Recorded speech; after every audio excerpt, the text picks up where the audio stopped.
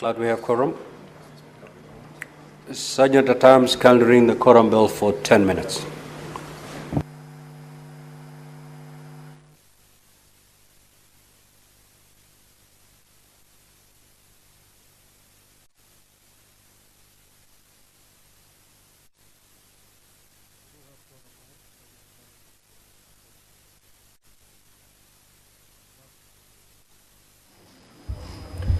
The business of the Senate has kicked off this afternoon, and upon communication from the chair.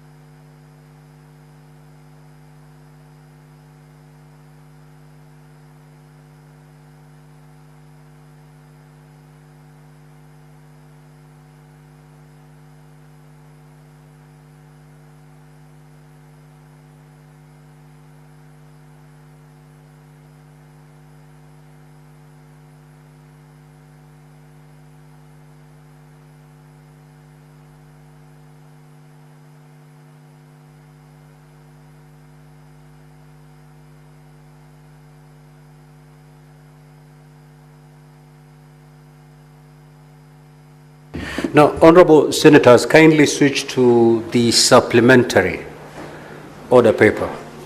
That is the one that we're going to use to run today's business. Next order. Order number 3, messages. Order number 4, petitions. Order number 5, papers. The Senate Majority Leader.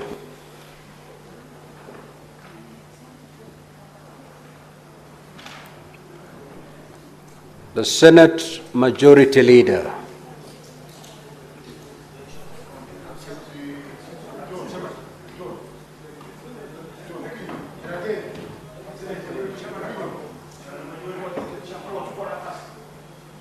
What are you saying?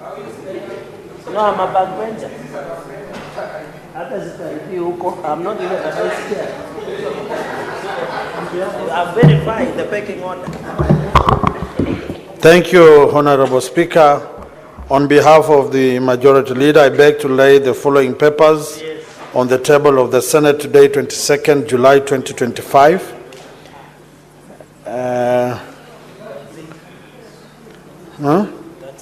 Thank you, Honorable Speaker. 1. You know, I am having some mischievous brother behind me. 1. Performance report of the Office of the Registrar of Political Parties for the period August 2018 to June 2025. 2. The Auditor General's summary report on the county government's receipt of revenue funds for the period 2023-2024. And 3. Report of the Auditor General on financial statements of Machakos County Climate Change Fund for the year ended 30th June 2023. Thank you, Honorable Speaker. Senator Jackson Mandago.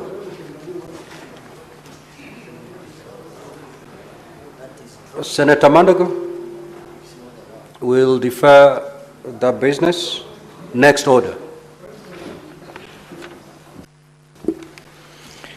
Order number 6, notices of motion. Senate Majority Leader.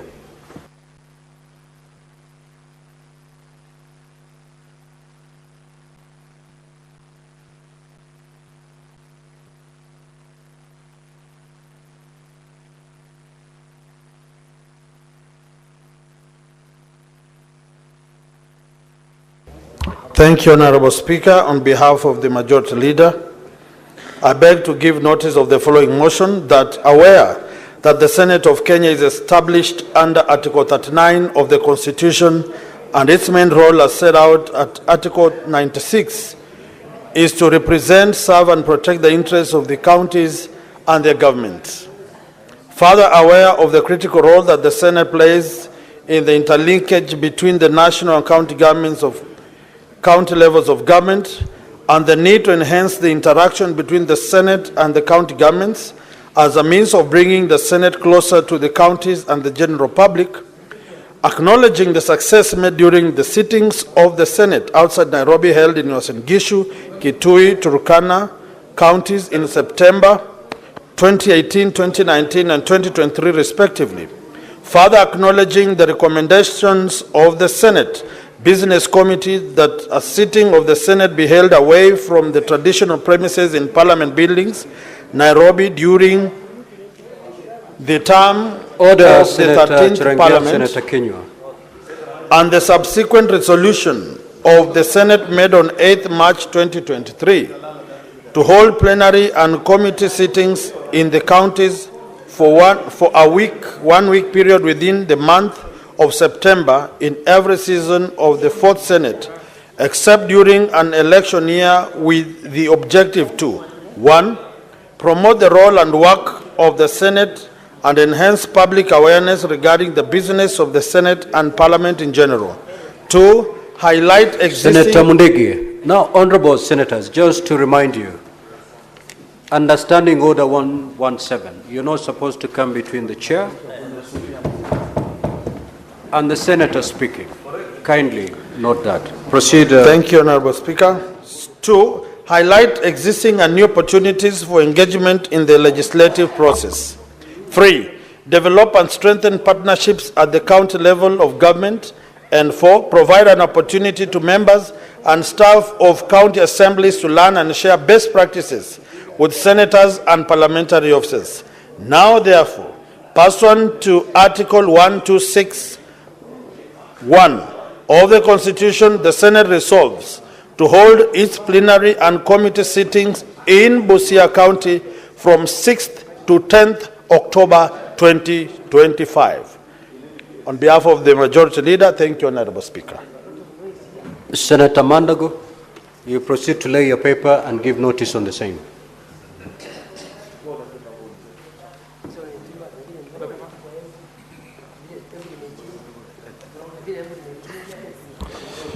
Thank you very much, Honorable Speaker. Honorable Speaker, I beg to lay the following paper on the table of the Senate today, 22nd July 2025. Report of the 67th Commonwealth Parliamentary Association CPA Conference held in Sydney, Australia on 3rd to 8th of November 2024 and give notice of motion. Thank you, Honorable Speaker.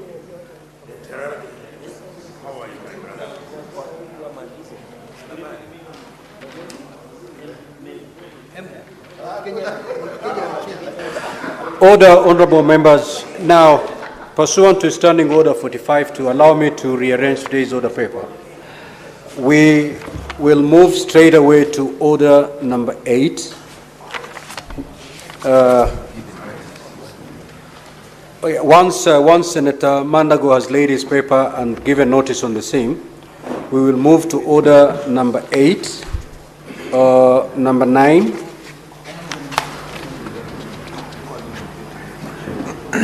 number 9, and thereafter number 12. Then I think thereafter we will now resume the normal flow of today's order paper. Proceed, Senator Mandago. Thank you very much, Honorable Speaker. And I give notice of motion that the Senate notes the report of the 67th Commonwealth Parliamentary Association Conference held in Sydney, Australia on the 3rd to 8th of November 2024, laid on the table of the Senate on Tuesday, 22nd July 2025.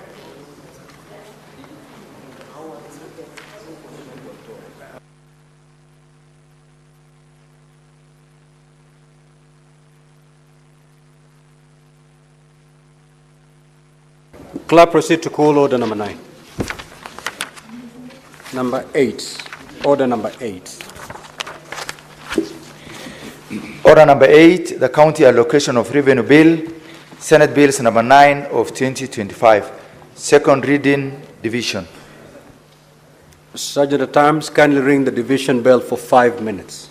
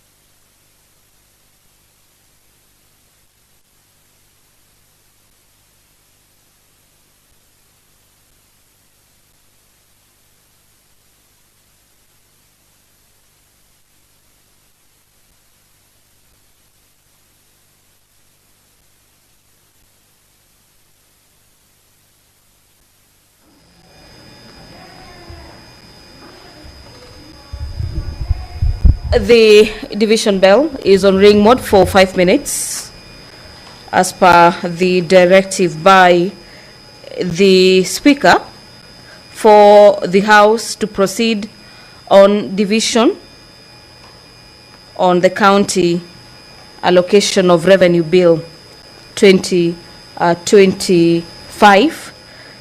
This being a bill from the Senate on the county allocation of revenue by the Chairperson, Standing Committee on Matters Finance and Budget. The bill has already been debated to its conclusion. The division bell signaling the maturity for the House to vote on the county allocation of revenue bill, Bill number 9 of the year 2025. The bill outlines the equitable distribution of the nationally raised revenue to the county governments for the financial year 2025-2026.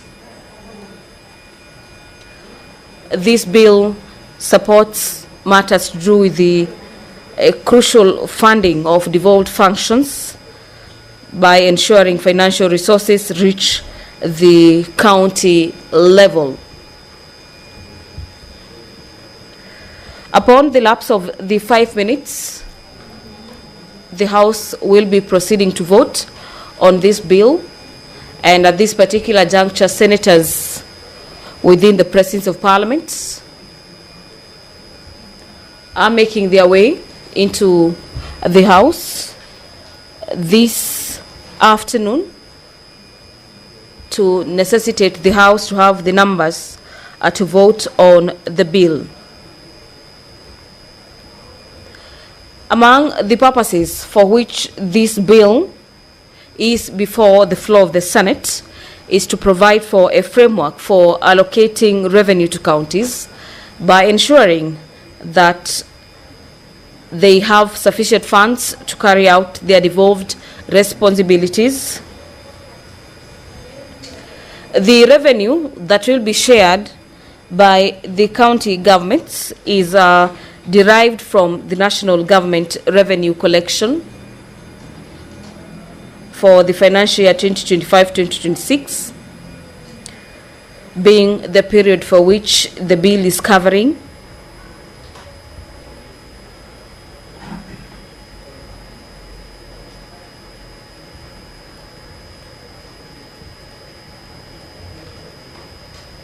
The National Assembly and the Senate, along with the Commission of Revenue Allocation, popularly known as CRA, are involved in the process of reviewing and approving of the bill. This being a bill that technically deals with the disbursement of funds to counties.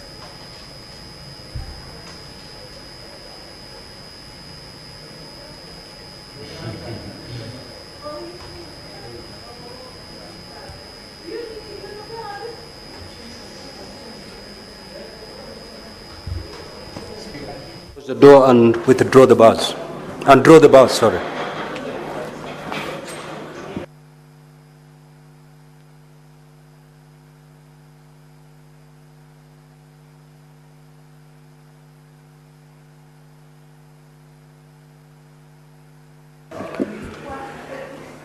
Now, honorable senators, we will do division on order number 8. That is on the counter allocation of revenue bills, Senate Bills number 9 of 2025. Now, before I put the question, so that you may vote electronically, honorable senators, kindly log out.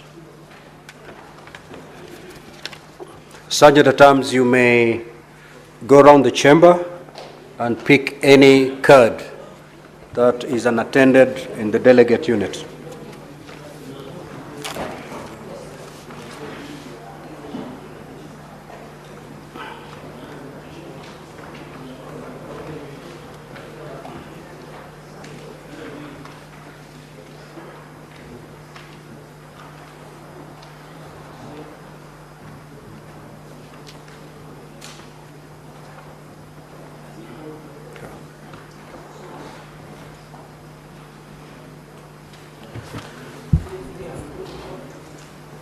Honorable senators, I will now put the question. Once I'm done, you may log back and proceed to vote. The question is that the counter allocation of revenue bill, Senate Bills number 9 of 2025, be now read a second time. You may log back and proceed to vote.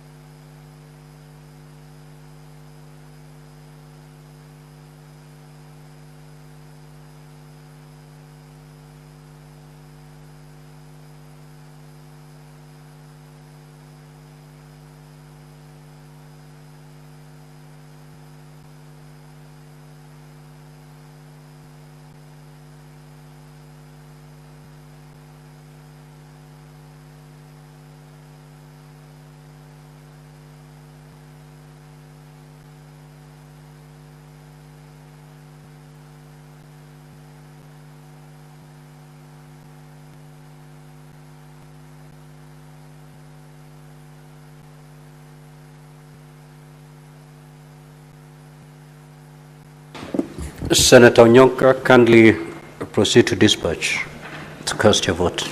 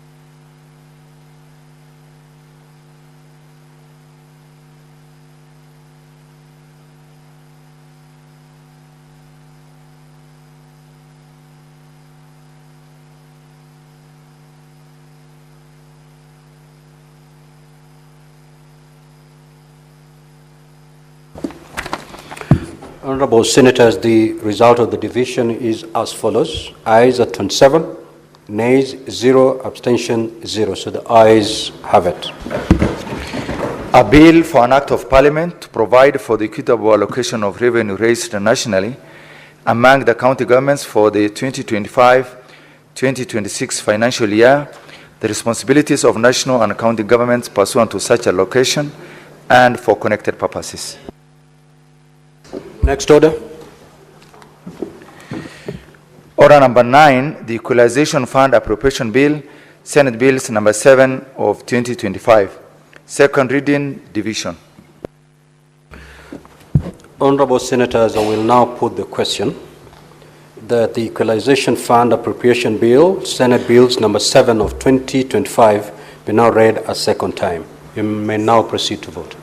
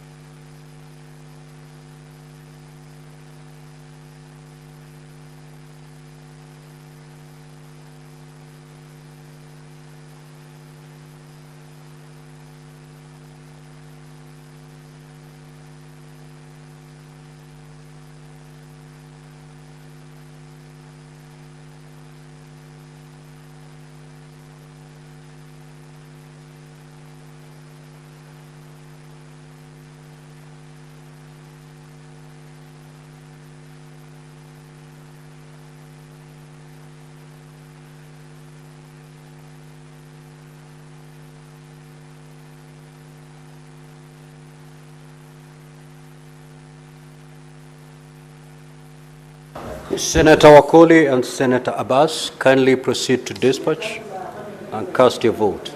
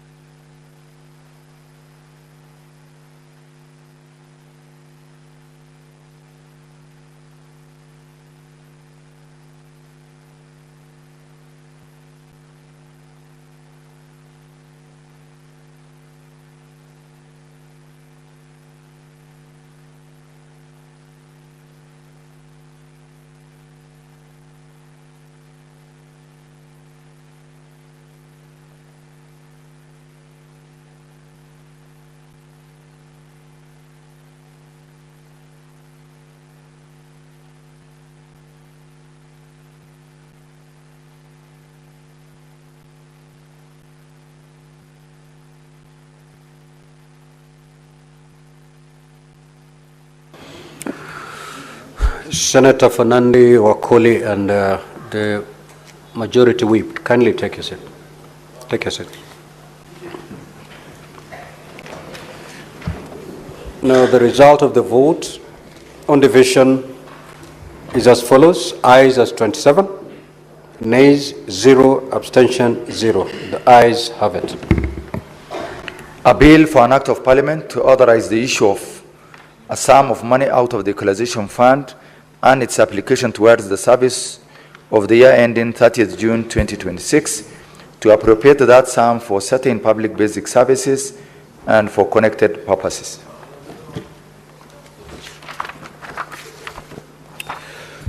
Sergeant at Arms, you may now open the doors and withdraw the bar.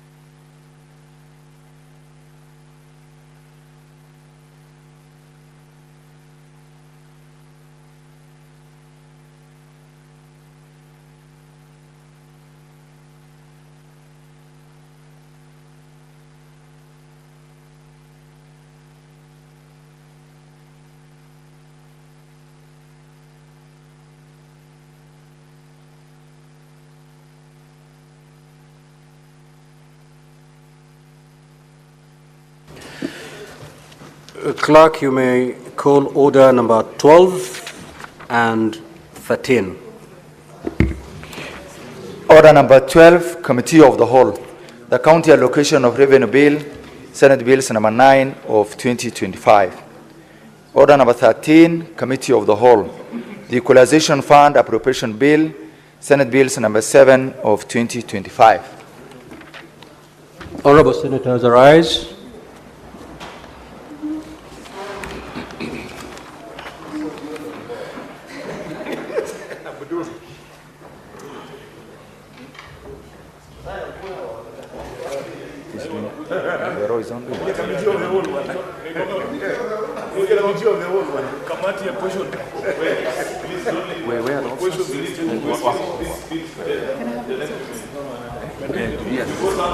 I give you the other one also. Here.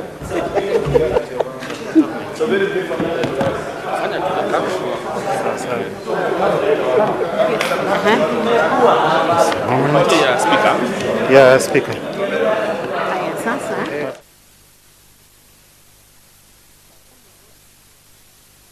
We are doing two. Including and also including.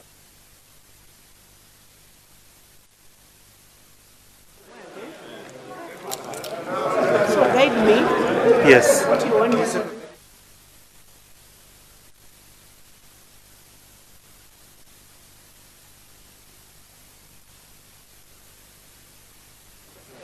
Nipatie what I need to have with me.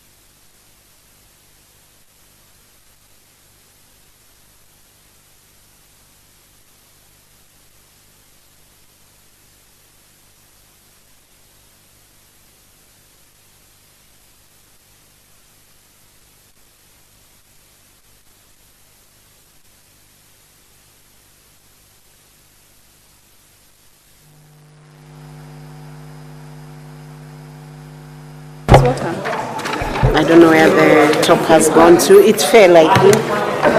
Yeah. Honorable Senators, we want to resume the committee of the whole.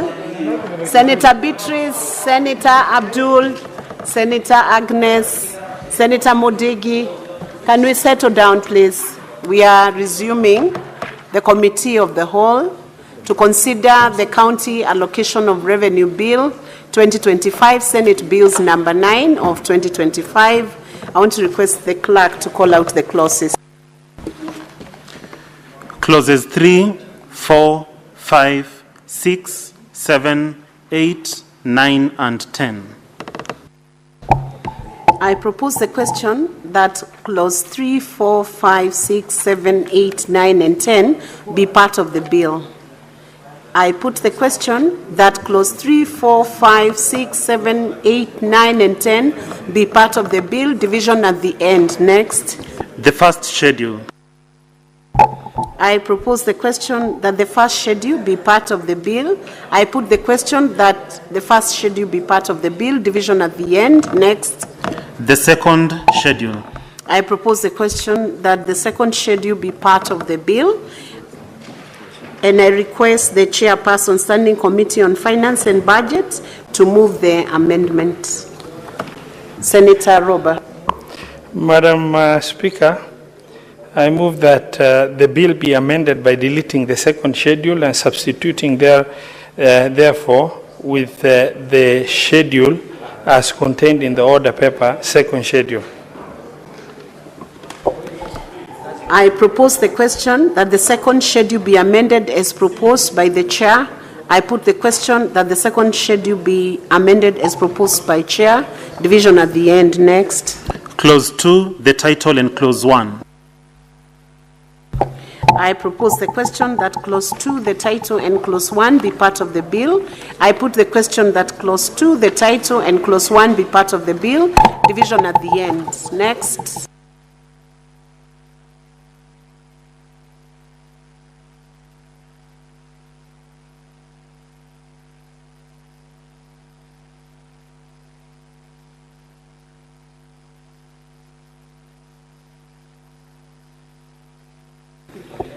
Honorable members, we have finished with the first bill, the County Allocation of Revenue Bill 2025, Senate Bills number 9 of 2025. As we await for the divisions, we proceed on to the next bill. So the next bill is the Equalization Fund Appropriation Bill, Senate Bills number 7 of 2023, and I request the clerk to call out the clauses. Clause 3. I propose the question that clause 3 be part of the bill, and I request the chairperson, Standing Committee on Finance and Budget, Senator Roba, to move the amendment. Madam Speaker, I propose that clause 3 of the bill be amended by deleting the expression 204 subsection 1 appearing immediately after the words services and the article, and substituting therefore with the expression 204.2 in line with to align that with the requirement of the Constitution. Thank you. I propose the question that clause 3 be amended as proposed by the chairperson. I put the question that clause 3 be amended as proposed by the chairperson. Division at the end. Next. Clause 4. I propose the question that clause 4 be part of the bill. I put the question that clause 4 be part of the bill. Division at the end. Next. Clause 5. I propose the question that clause 5 be part of the bill. I put the question that clause 5 be part of the bill. Division at the end. Clause 6. I propose the question that clause 6 be part of the bill. I put the question that clause 6 be part of the bill. Division at the end. The schedule. I propose the question that the schedule be part of the bill, and I invite the chairperson, Standing Committee on Finance and Budget, Senator Roba, to move the amendment. Thank you, Madam Chairperson. I request that the schedule to the bill be amended in column 2 of the item 13 with respect to Kitui County by deleting the words Kisumu appearing immediately after the expiration 30th of June 2026 and substituting therefore with the word Kitui, which is an error in the bill. I propose the question that the schedule be amended as proposed by the chairperson. I put the question that the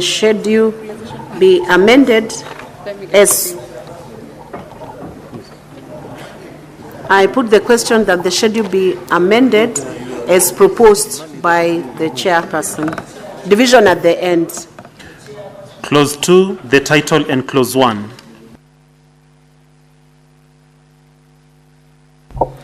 I propose the question that Clause 2, the title, and Clause 1 be part of the bill. I put the question that Clause 2, the title, and Clause 1 be part of the bill. Division at the end.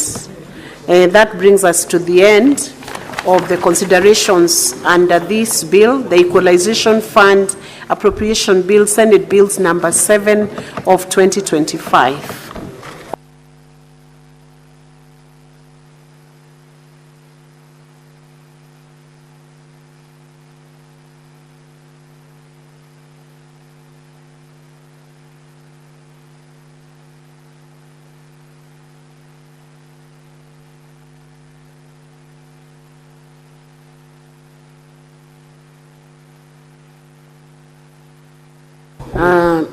Sergeant at Arms, can you ring the division bell for 5 minutes?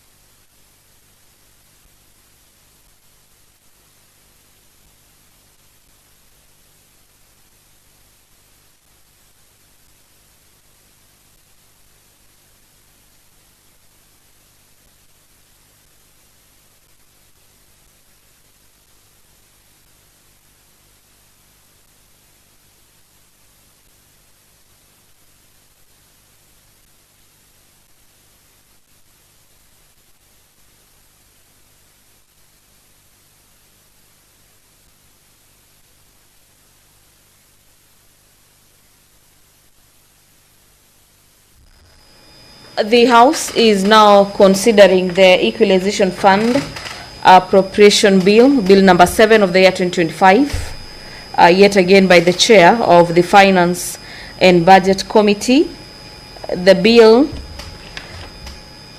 is being considered by the Senate at the Committee of the Whole, and the Chair sought to move an amendment that Clause 3 of the bill be deleted by deleting the expression appearing immediately after the words under article by substituting therefore with the expression 204 subsection 2. The items in question is with respect to Kitui County, and this is by deleting the word Kisumu appearing immediately after the expression of 30th of June 2026 and substituting therefore with the word Kitui. Let's now have a look at the Equalization Fund Appropriations Bill. And this is an act of Parliament to authorize the issue of a sum of money out of the Equalization Fund and its application towards the services of the year ending 30th of June 2026 to appropriate the sum for certain funds for certain basic services for the connected purposes.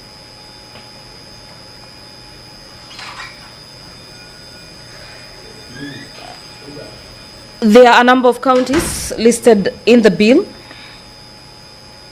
as some of the beneficiaries from the Equalization Fund.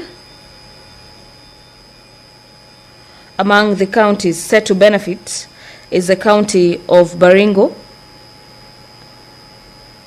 Bomet, Bungoma, Busia, Elgeyo Marakwet, Garissa, Homa Bay, Isiolo, Kajiado, Kericho, Kilifi, Kisumu, Kitui, Kwale, Laikipia, Lamu, Machakos, Mandera, Marsabit, Meru, Migori,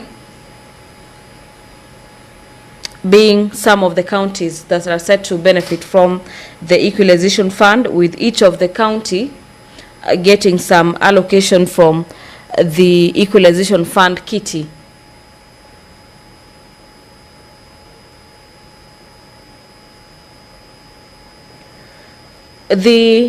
Some monies allocated to the counties are set to go to some sectors such as water, roads, health facilities, and electricity.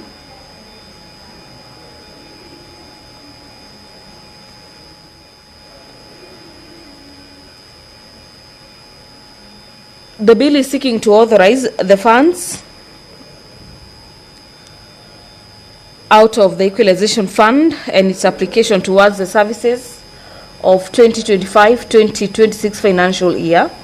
Article 204, subsection 1 of the Constitution establishes the Equalization Fund to facilitate the provisions of basic services, including water, roads, health facilities, and electricity to marginalized areas of the country, to the extent that the necessary resources and services bring matters to do with quality of services provided to the areas that are perceived to be marginalized to the level generally enjoyed to the rest or by the rest of the nation so far as possible. So basically these are the monies that are set to uplift some of the regions that have been graded as marginalized counties or regions by providing some monies to, so to speak, elevate them to the level that other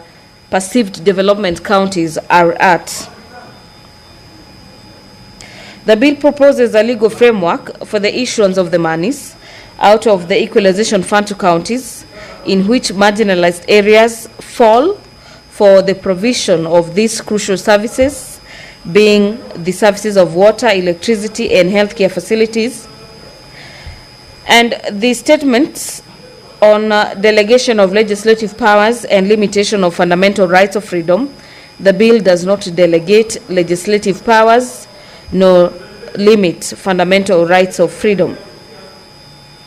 Statements as to whether the bill concerns the county government.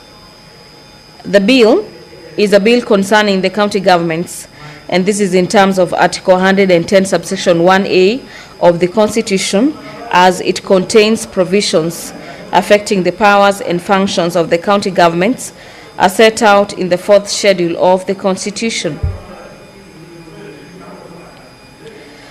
This bill is a money bill for the purposes of Article 114 of the Constitution, as the enactment of the bill shall occasion the additional expenditure of public funds. This additional expenditure of public funds are said to be diverted or disbursed to counties for the purposes of development of the regions perceived to be marginalized.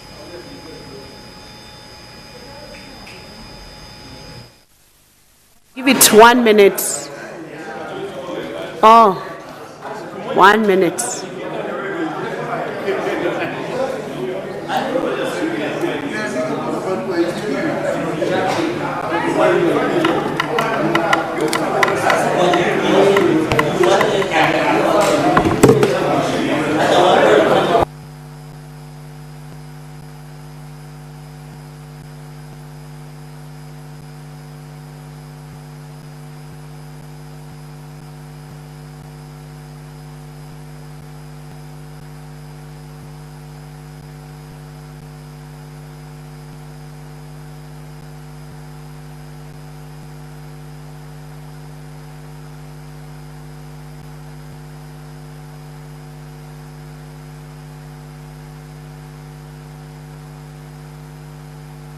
The county allocation of Honorable members, we are proceeding to division on the county allocation of revenue bill 2025, Senate bills number 9 of 2025. Please, can you please draw the bars, Sergeant at Arms? And you can log out and log in again. Log out, please. Please log out. Log in again.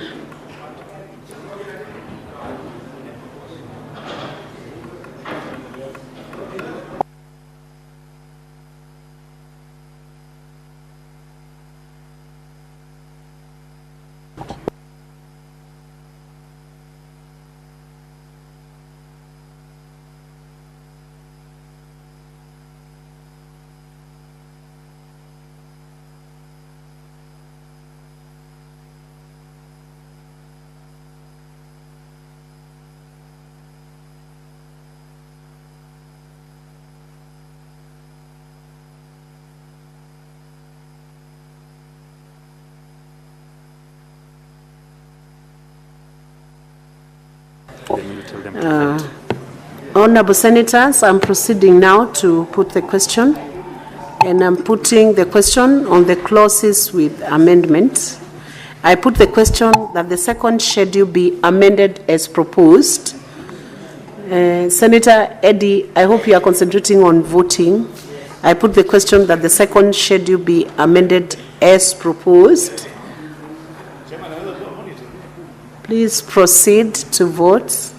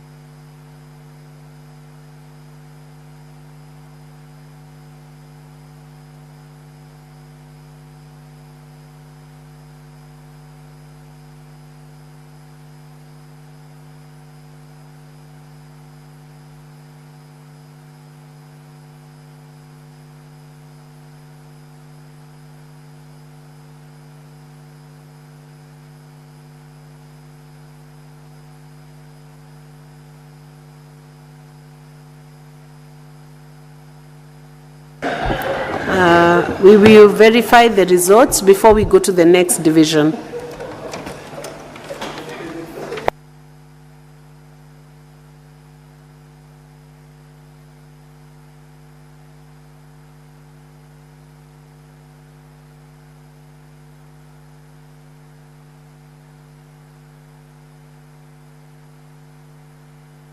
Senator Mazayo, where are you? Or he didn't vote?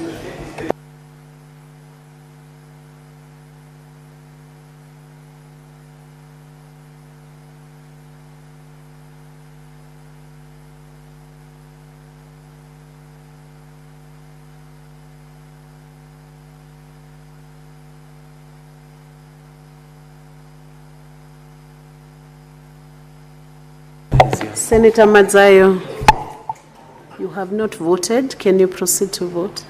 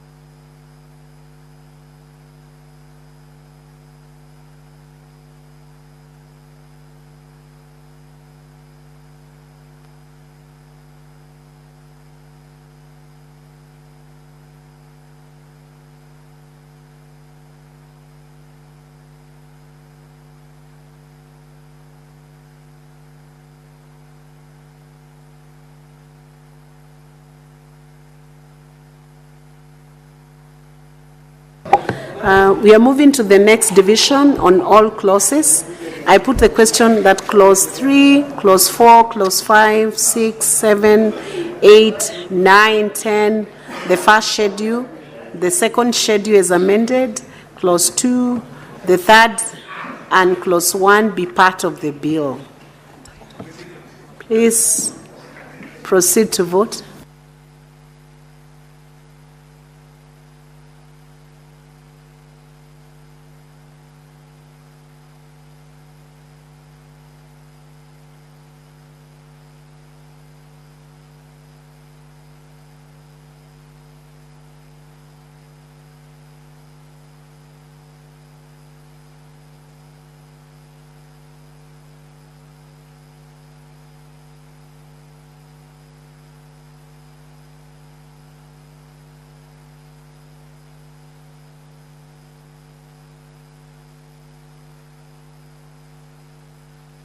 Senator Madzayo, please vote.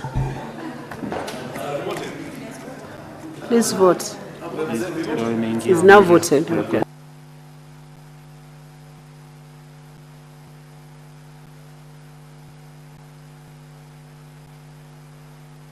Don't be distracted, Senator Madzayo. Stay on the vote. Stay in the house.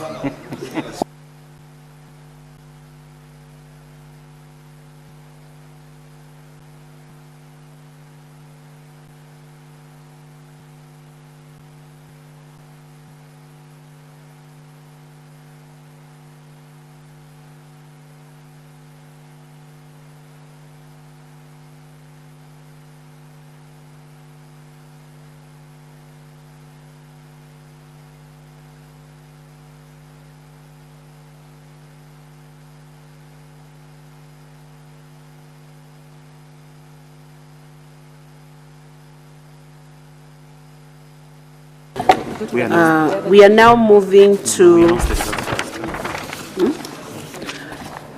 We will announce the results and then move to the next bill.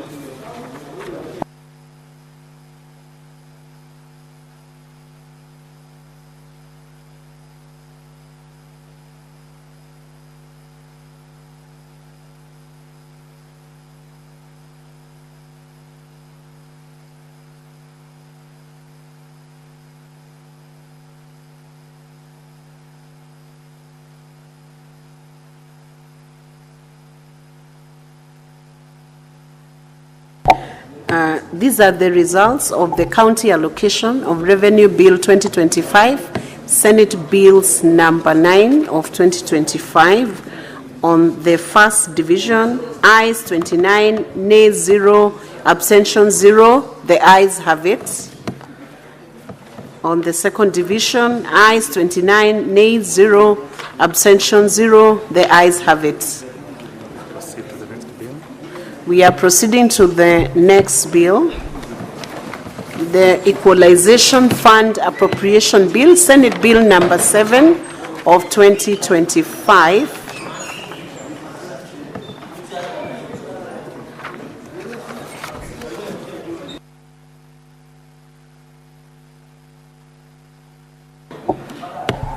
I now want to put the question. I put the question that clause 3 and the schedule be amended as proposed.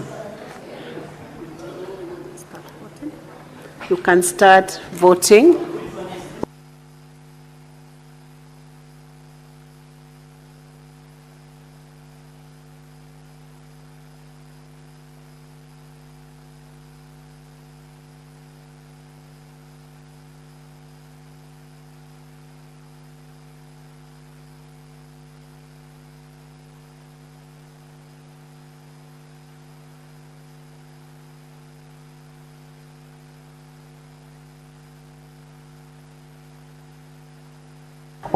Honorable Senators, 3 senators have not voted. Please proceed to vote. If you haven't voted, please vote.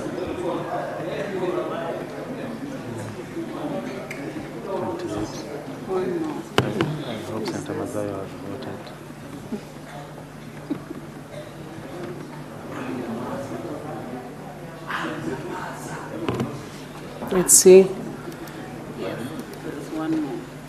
Who's not voted?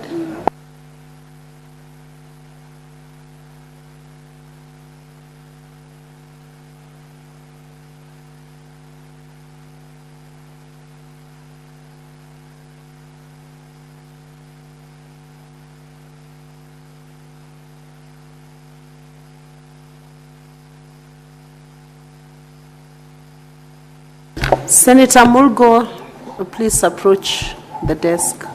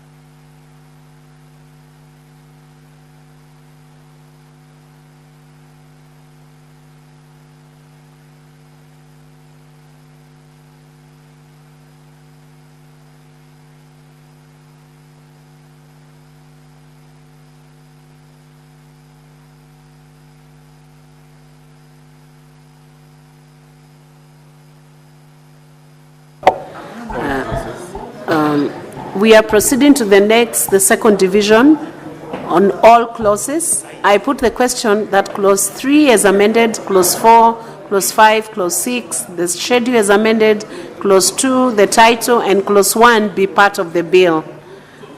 Honorable Senators, you may proceed to vote.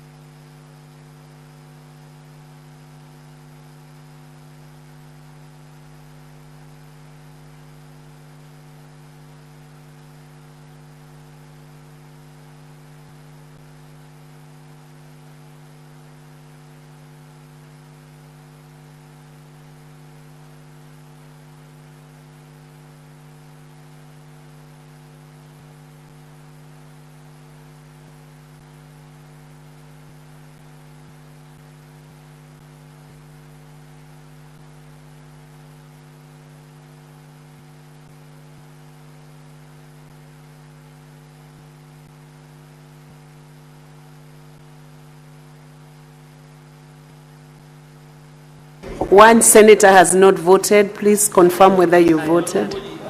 It's now done.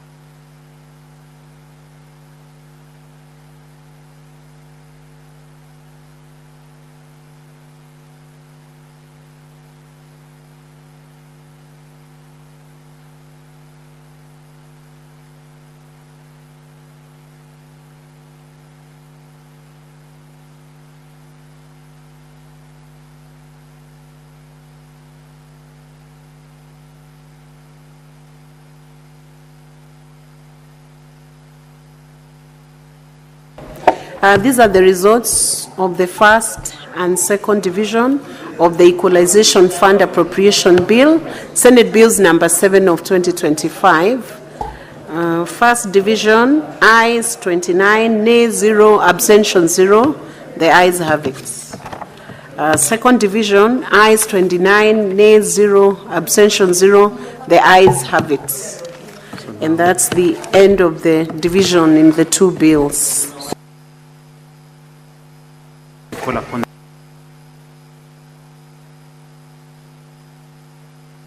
We are proceeding on with the reporting, and I want to request Senator Roba, the chair, to move.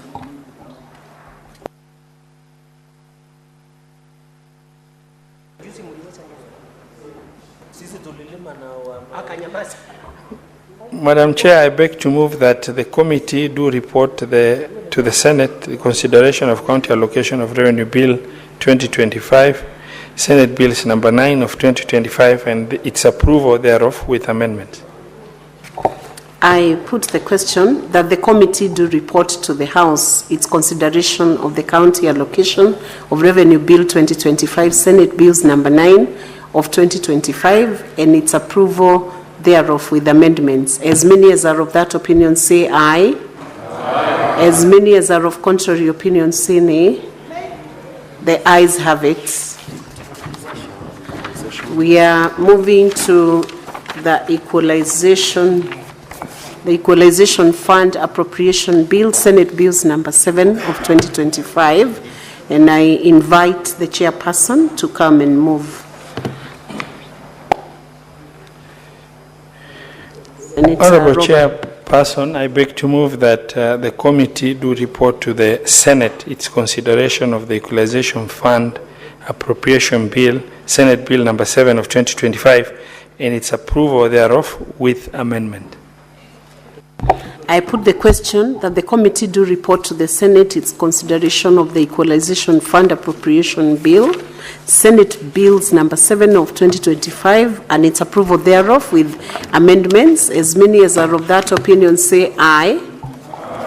As many as are of contrary opinion say nay. The ayes have it.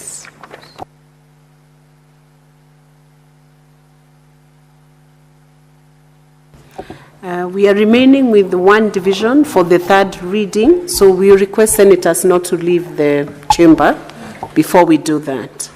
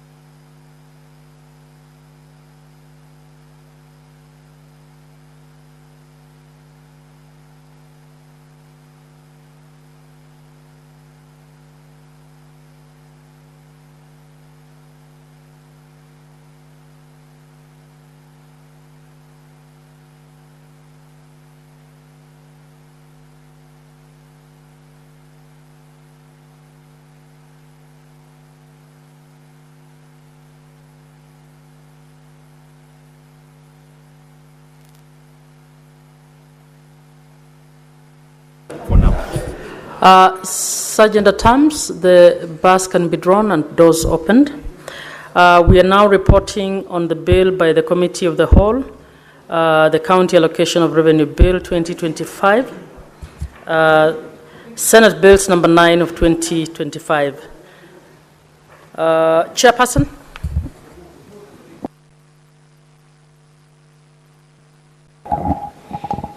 Honorable Speaker, I beg to report that the Committee of the Whole has considered the County Allocation of Revenue Bill 2025, Senate Bills number 9 of 2025, and its approval thereof with amendments.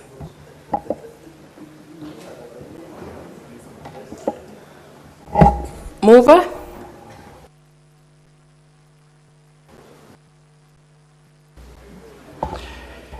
Thank you, Madam Speaker. I beg to move that the Honorable House do agree with the committee on the said report, and I request Senator Faki to second. Senator Faki. I rise to second.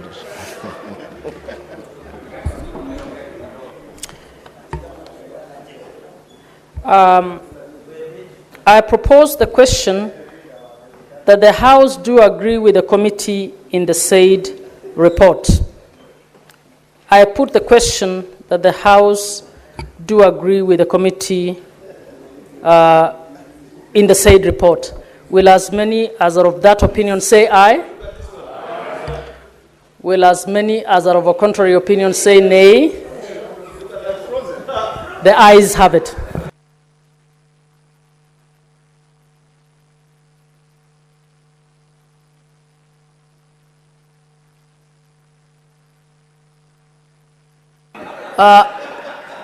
Order, honorable senators. Senator Matthew, please take your seat. The mover, Senator Roba, can you move for third reading?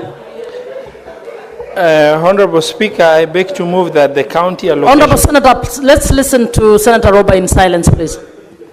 Honorable Speaker, I beg to move that the county allocation of revenue bill 2025, Senate Bill number 9 of 2025, be now read a third time, and I request Senator Sifuna to second. Senator Sifuna. Honorable Speaker, I second. I put the question that the county allocation of revenue bill, Senate Bills number 9 of 2025, be read.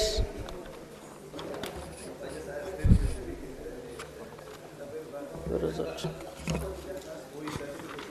Sorry. Huh?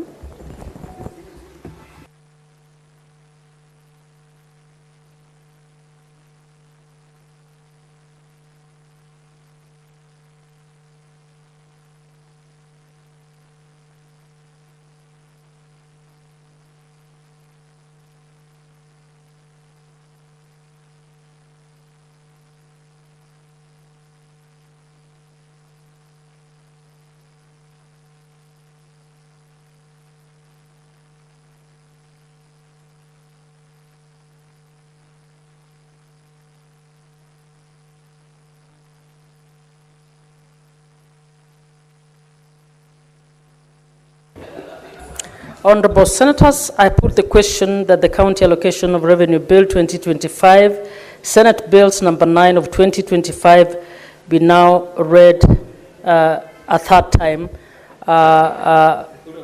division to be deferred.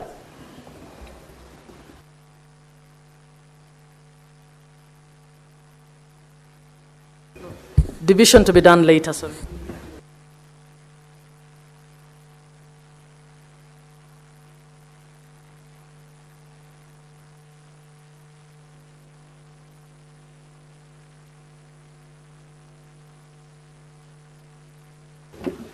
Honorable Senators, we are now reporting on the bill by the Committee of the Whole, the Equalization Fund Appropriation Bill, Senate Bills number 7 of 2025.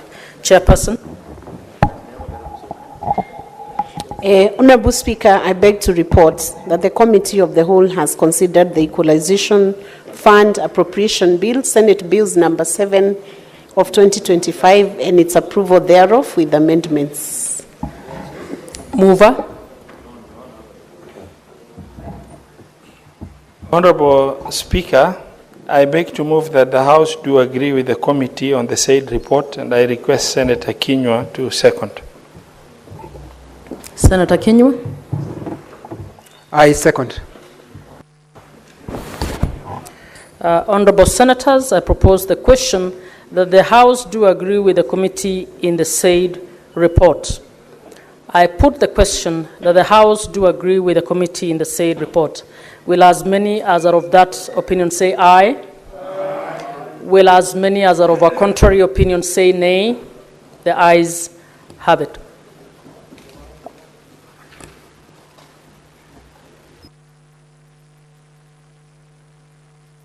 Mover.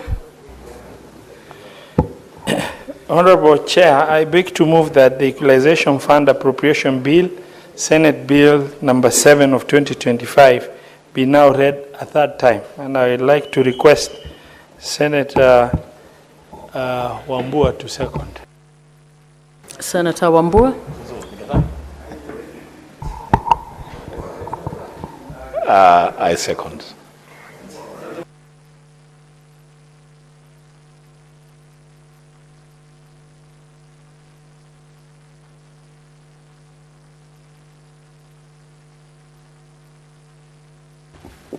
Honorable Senators, I propose the question that the Equalization Appropriation Bill, Senate Bills number 720 of 2025, be now read a third time.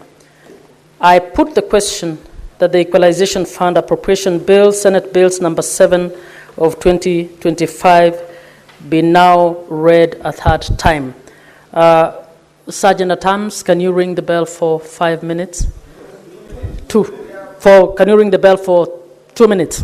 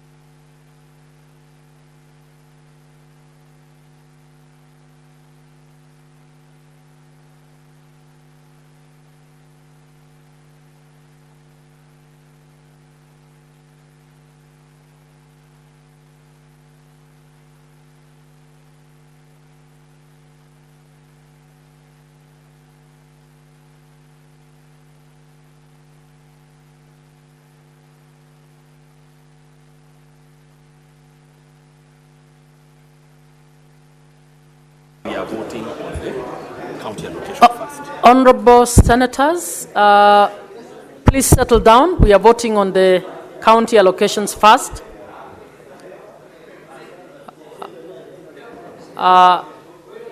Log out and Sergeant at Arms, please pick all unattended cards.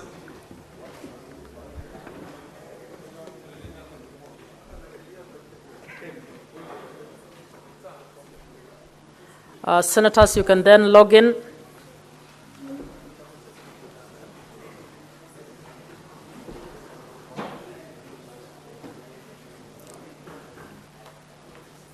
Can the voting proceed?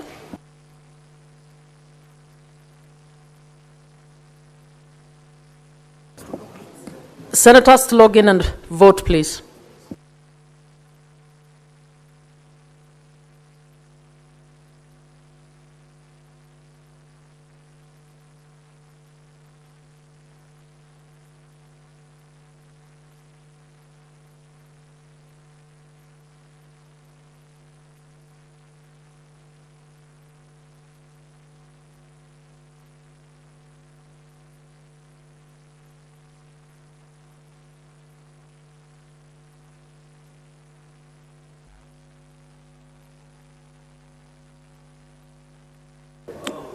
Sergeant at Arms, please ensure that the doors are closed.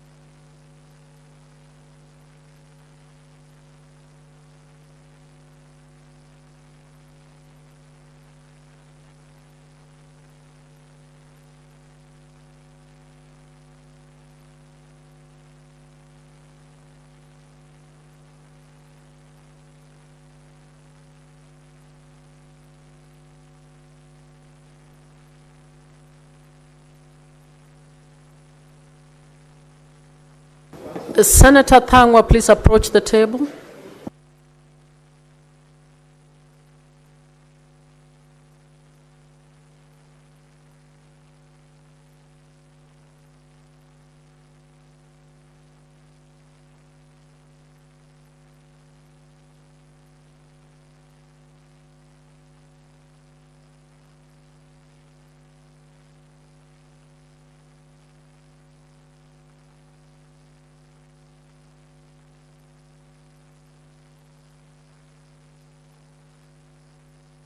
Senator Mazayo, please approach the table.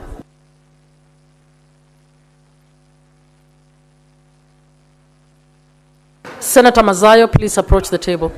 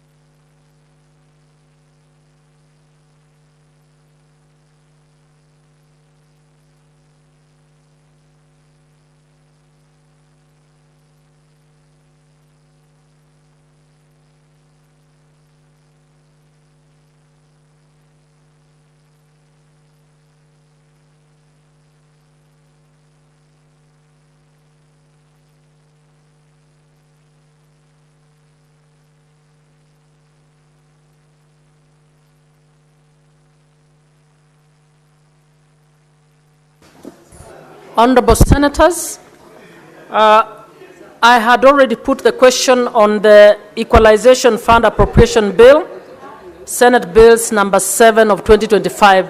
Senator Mundege, please sit down. Honorable Senators, you may log out and log in. Honorable Senators, please.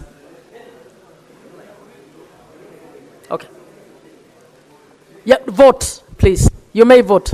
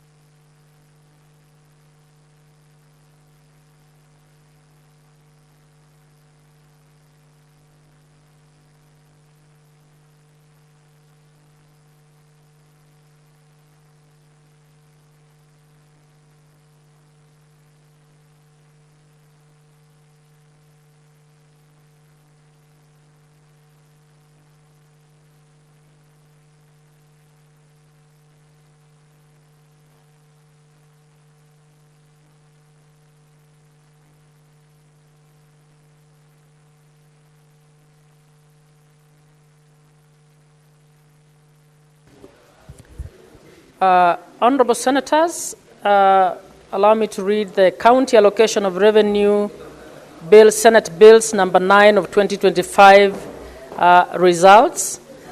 The results are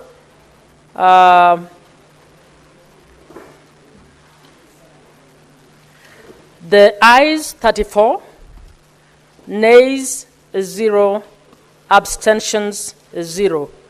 The ayes have it. Clerks, you may now read.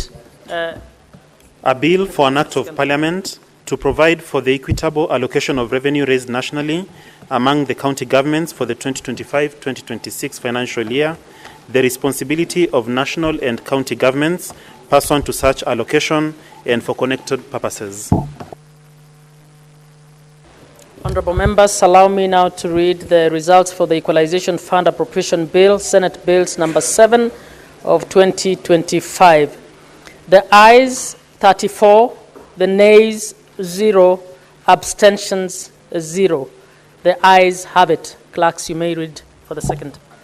A bill for an act of parliament to authorize the issue of a sum of money out of the Equalization Fund and its application towards the service of the year ending 30th June 2026 to appropriate that sum for certain public basic services and for connected purposes.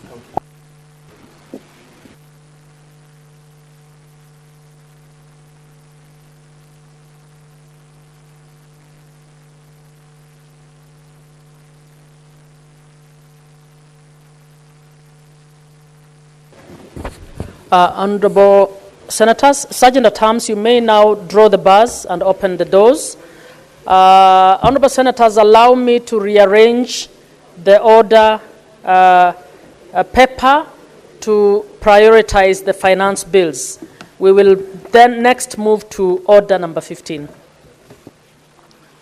Order number 15, the County Government's Additional Allocations number 2 Bill, Senate Bills number 8 of 2025, second reading, resumption of debate. Senators, Senator Kajwang had 15 minutes left, but I see no one on the screen. Can the mover reply?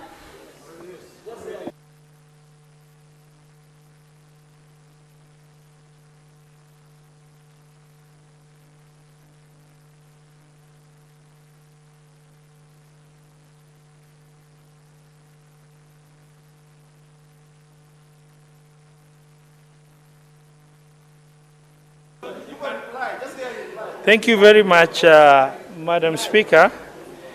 I want to take this opportunity to thank the honorable senators who have contributed to the bill in terms of their views. And as I reply, I want to summarize that how to summarize? 1 minute. 1 minute.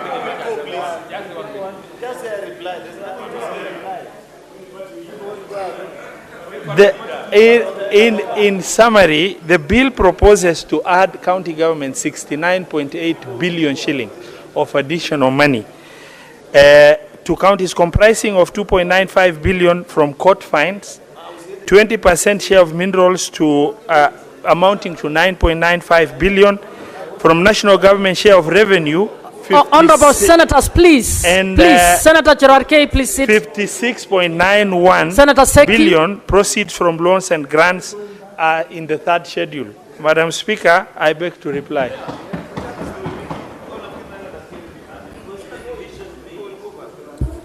Honorable Senators,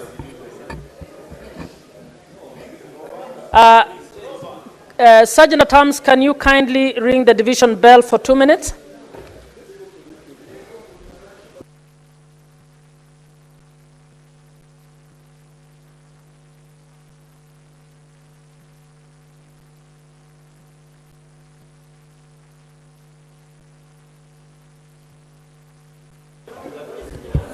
Senators, please don't move out.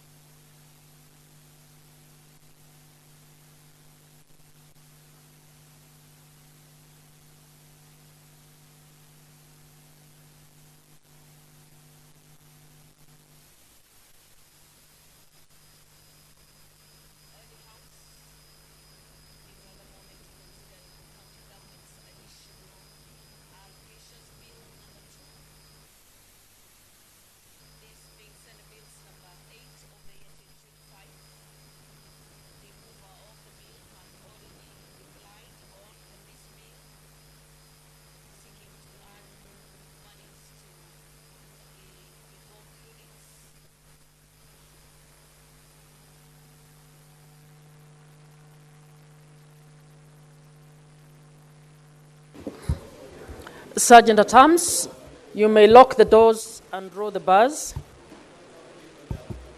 Honorable Senators, I put the question. Oh, not yet.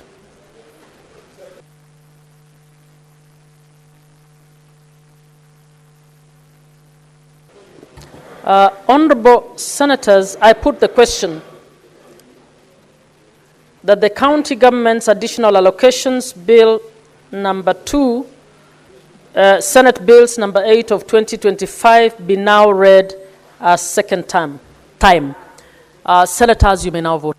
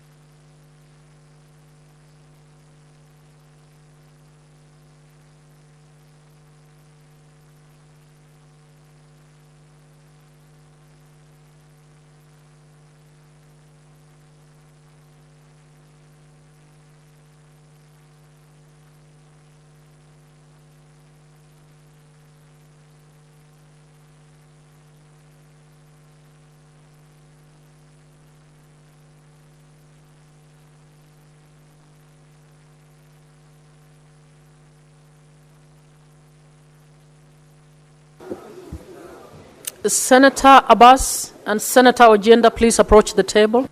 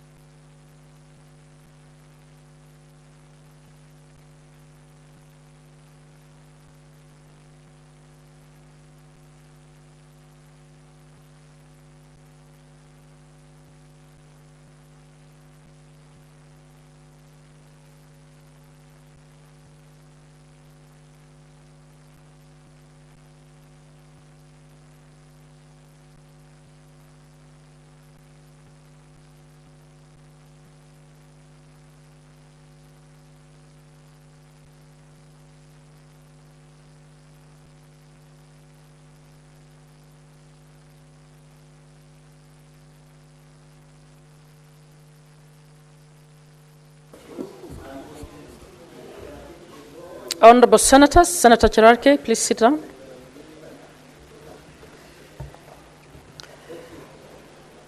Honorable Senators, we have the results for the county government's additional allocation, number 2 bill, Senate bills, number 8 of 2025.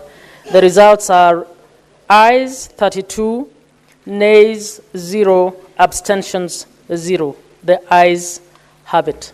Clerk, you may read for the second time. A bill for an act of parliament to provide for the additional allocations for county governments for the 2024-2025 financial year, the responsibilities of national government and county governments pursuant to such allocation and for connected purposes. Sergeant at Arms, you may withdraw the bars and open the doors. Honorable Senators, we will now go back to order number 7 on the statements. Order number 7, questions and statements.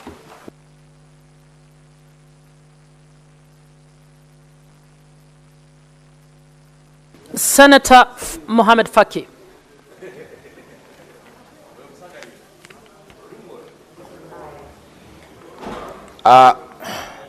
Thank you, Madam Speaker. Madam Speaker, I rise pursuant to Standing Order number 52-1 to make a statement on a matter of international concern, namely the celebration of the World Snake Day. Madam Speaker, the World Snake Day is celebrated every year on the 16th of July. It is a moment to reflect on the critical yet often misunderstood role that snakes play in maintaining ecological balance across various landscapes. The theme for this year's celebration is respect, do not fear, protecting nature's silent guardians.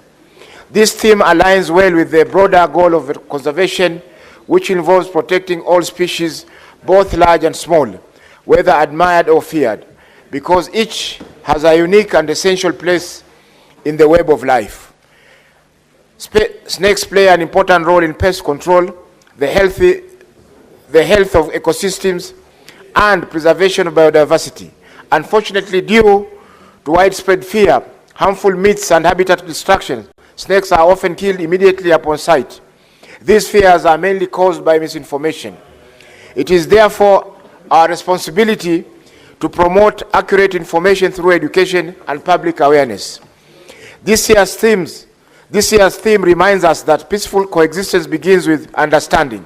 We must work to change the negative perceptions about snakes, especially within our communities, and foster respect of all wildlife, and not just the well-known or attractive species. As we conduct conservation awareness walks across the country, we encounter many voices and species that highlight one clear truth, that we cannot preserve forests or wildlife in isolation without protecting the ecosystems to which they belong, including snakes. The Wildlife Conservation and Management Act 2023 previously included compensation for snake bite victims as part of human-wildlife conflict. However, this provision was removed in 2019 when the Act was amended. It is important to relook into this matter and reinstate the compensation for snake bites victims with adequate safeguards to curb abuse. Additionally, many people lose their lives due to the lack of anti-snake venoms in health facilities across the country. The government should ensure that all health facilities are properly stocked with anti-snake venom, because snakes are present in every part of the country. Madam Speaker, I urge all Kenyans, including community leaders, schools, conservation organizations, and citizens, to take time to learn about our native snake species, understand their roles, and discourage unnecessary killing. Let us teach the next generation to respect rather than fear, and to protect rather than destroy our environment. Together we can create a future where snakes are not seen as threats, but are essential allies to our conservation journey. Thank you, Madam Speaker. Happy World Snake Day. Senator Okenyuri.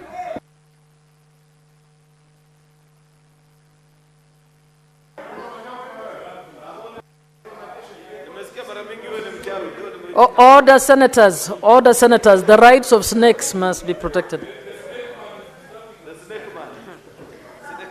Thank you, Madam Speaker. This is a statement on the demise and enduring legacy of the late Honorable Catherine Nyamato. Madam Speaker, sir, I rise pursuant to Standing Order 52-1 to make a statement on a matter of national concern, namely the demise and enduring legacy of the late Honorable Catherine Nyamato, who passed away on Wednesday, 16th July 2025. Madam Speaker, sir, the late Honorable Catherine Nyamato, a former nominated Member of Parliament from Nyamira County, West Mugrango constituency, was the first woman Member of Parliament from the Gusii community. She was nominated by the Kenya African National Union Party, that's KANU, and served with dedication as a member of the 8th Parliament that ran from 1998 to 2002. She was a seasoned politician and a woman of valor who never compromised her beliefs. She was known to be fearless and passionate in what she fought for and never surrendered even in the face of intimidation. Even so, she was both humble and principled and exemplified the spirit of service, which earned her the admiration of colleagues from across the political divide.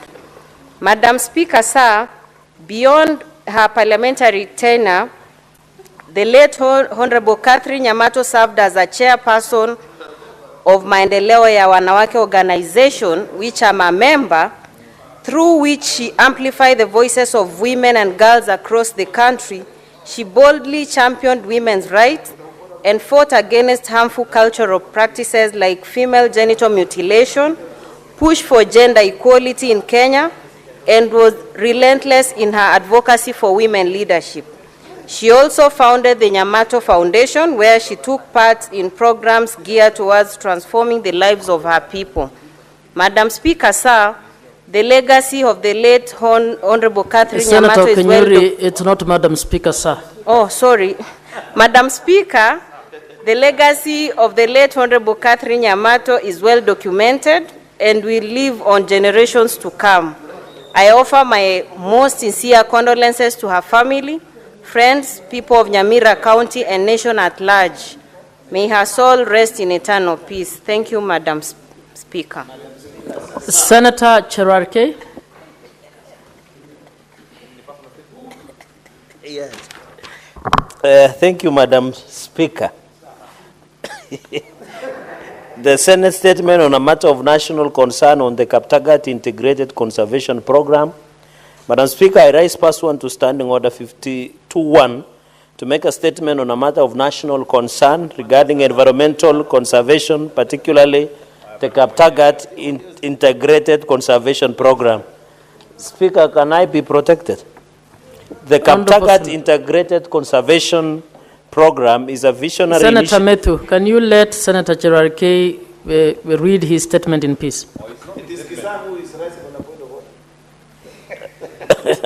Madam Speaker, the Kaptagat Integrated Conservation Program is a visionary initiative led by Principal Secretary of the National Treasury, Dr. Chris Kiptoo. It aims to restore and conserve the Kaptagat forest ecosystem while uplifting surrounding communities.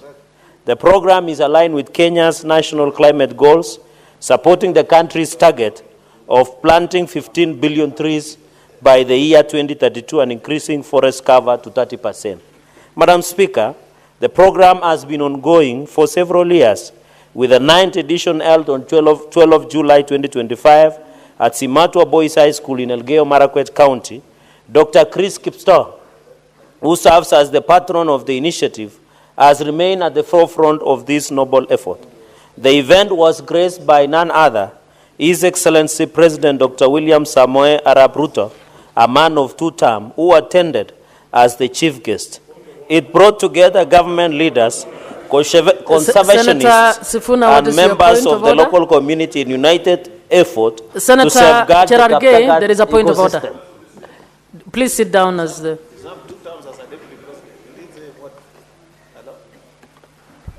Honorable Speaker, the rules of this House require that statements are approved by your office and that when they come to the floor, they shall be read as approved, as is. can we confirm from this text that was approved by the Speaker whether the question of 1 term or 2 term was included in that statement by the Senator for Nandi? Because this is not a place for jokes, Honorable Speaker. We are not here to play games.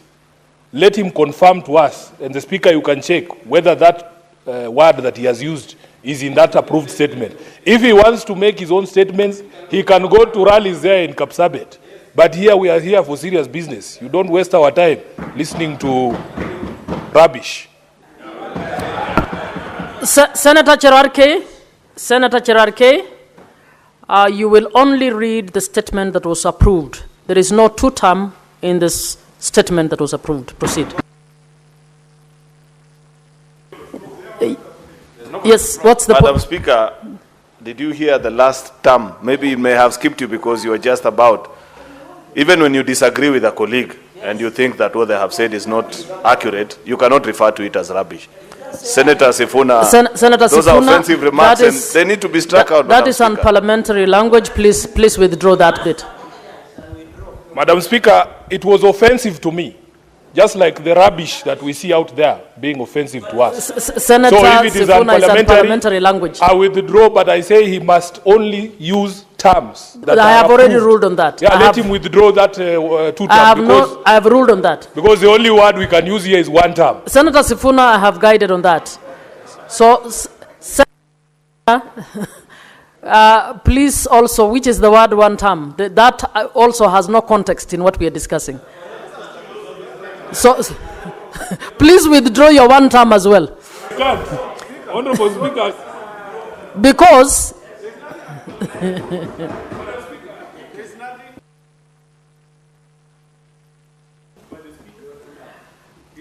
you have used your space to also make some statement beyond. Senator Sifuna,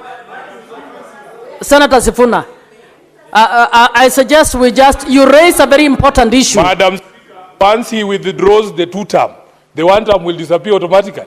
Can he withdraw the offensive words first? Senator Cherarke, please withdraw. Madam Speaker, you know there is what we call stereodices. Your matter has been ruled and we stopped. You had ruled on that. Madam Speaker, let me continue. Senator Cherarke, please just withdraw the reference to 2 terms so that we proceed. Let's have an orderly house, please. I don't know why Senator Sifuna.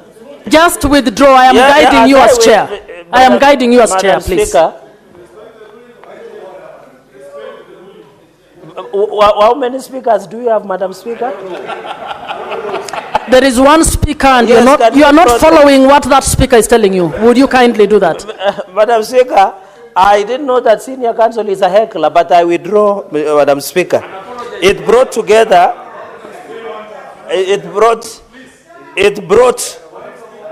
government leaders and conservationists and members of the local community in a united effort to safeguard the Kaptagat system. Whether you like it, William Ruto will go for 2 term. Senator Kisang, what's your point of order? Senator Cherarke, hold on. Senator Kisang, Senator Cherarke, just hold on. Senator Cherarke, please, Senator Kisang has asked for a point of order and I've granted it. Kindly listen. Madam Speaker, my point of order is the house is turning into some chaotic house. So can you please bring order to the house? Because people are shouting. This is a very important statement that concerns my county. And we want to conserve and ensure that the forest cover in the country reaches 15 billion. Senator Kisang, what is your point of order? Yes. What is your point of order? I said, please, let's give Cherarke some ample time to read the statement.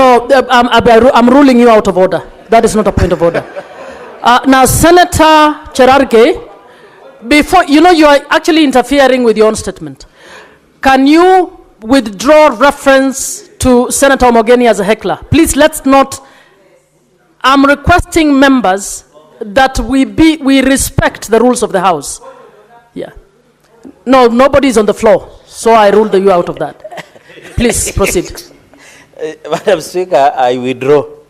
During the event, President William Ruto announced plans to fence off Senator Forest- Cherargei, you know what to do. Why do we have to go through this? Please withdraw and apologize.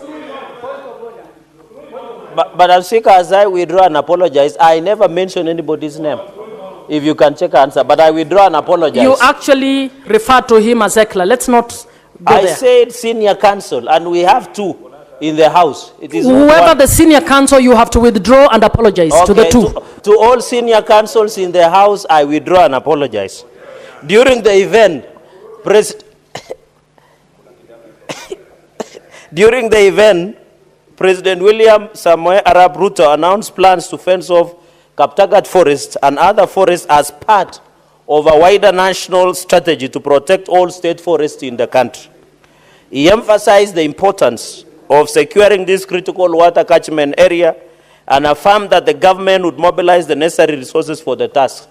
The president reiterated that while the forest must be protected from illegal activities, local communities should continue to benefit through participatory forest management plans and agreements. As part of the efforts to boost livelihoods, His Excellency the President Dr. William Ruto led the planting of over 400 avocado seedlings at the school and distributed 50,000 avocado seedlings and 100,000 coffee seedlings to the local farmers. He also commended Dr. Chris Kiptoo for his outstanding leadership in forest conservation and his national treasury duties. I take this opportunity to commend Dr. Chris Kiptoo for his unwavering dedication to environmental conservation, among other conservationists across the country, particularly his role in restoration of Kaptagat Forest. His commitment to this program has yielded long-term benefits for both the environment and the people of the region.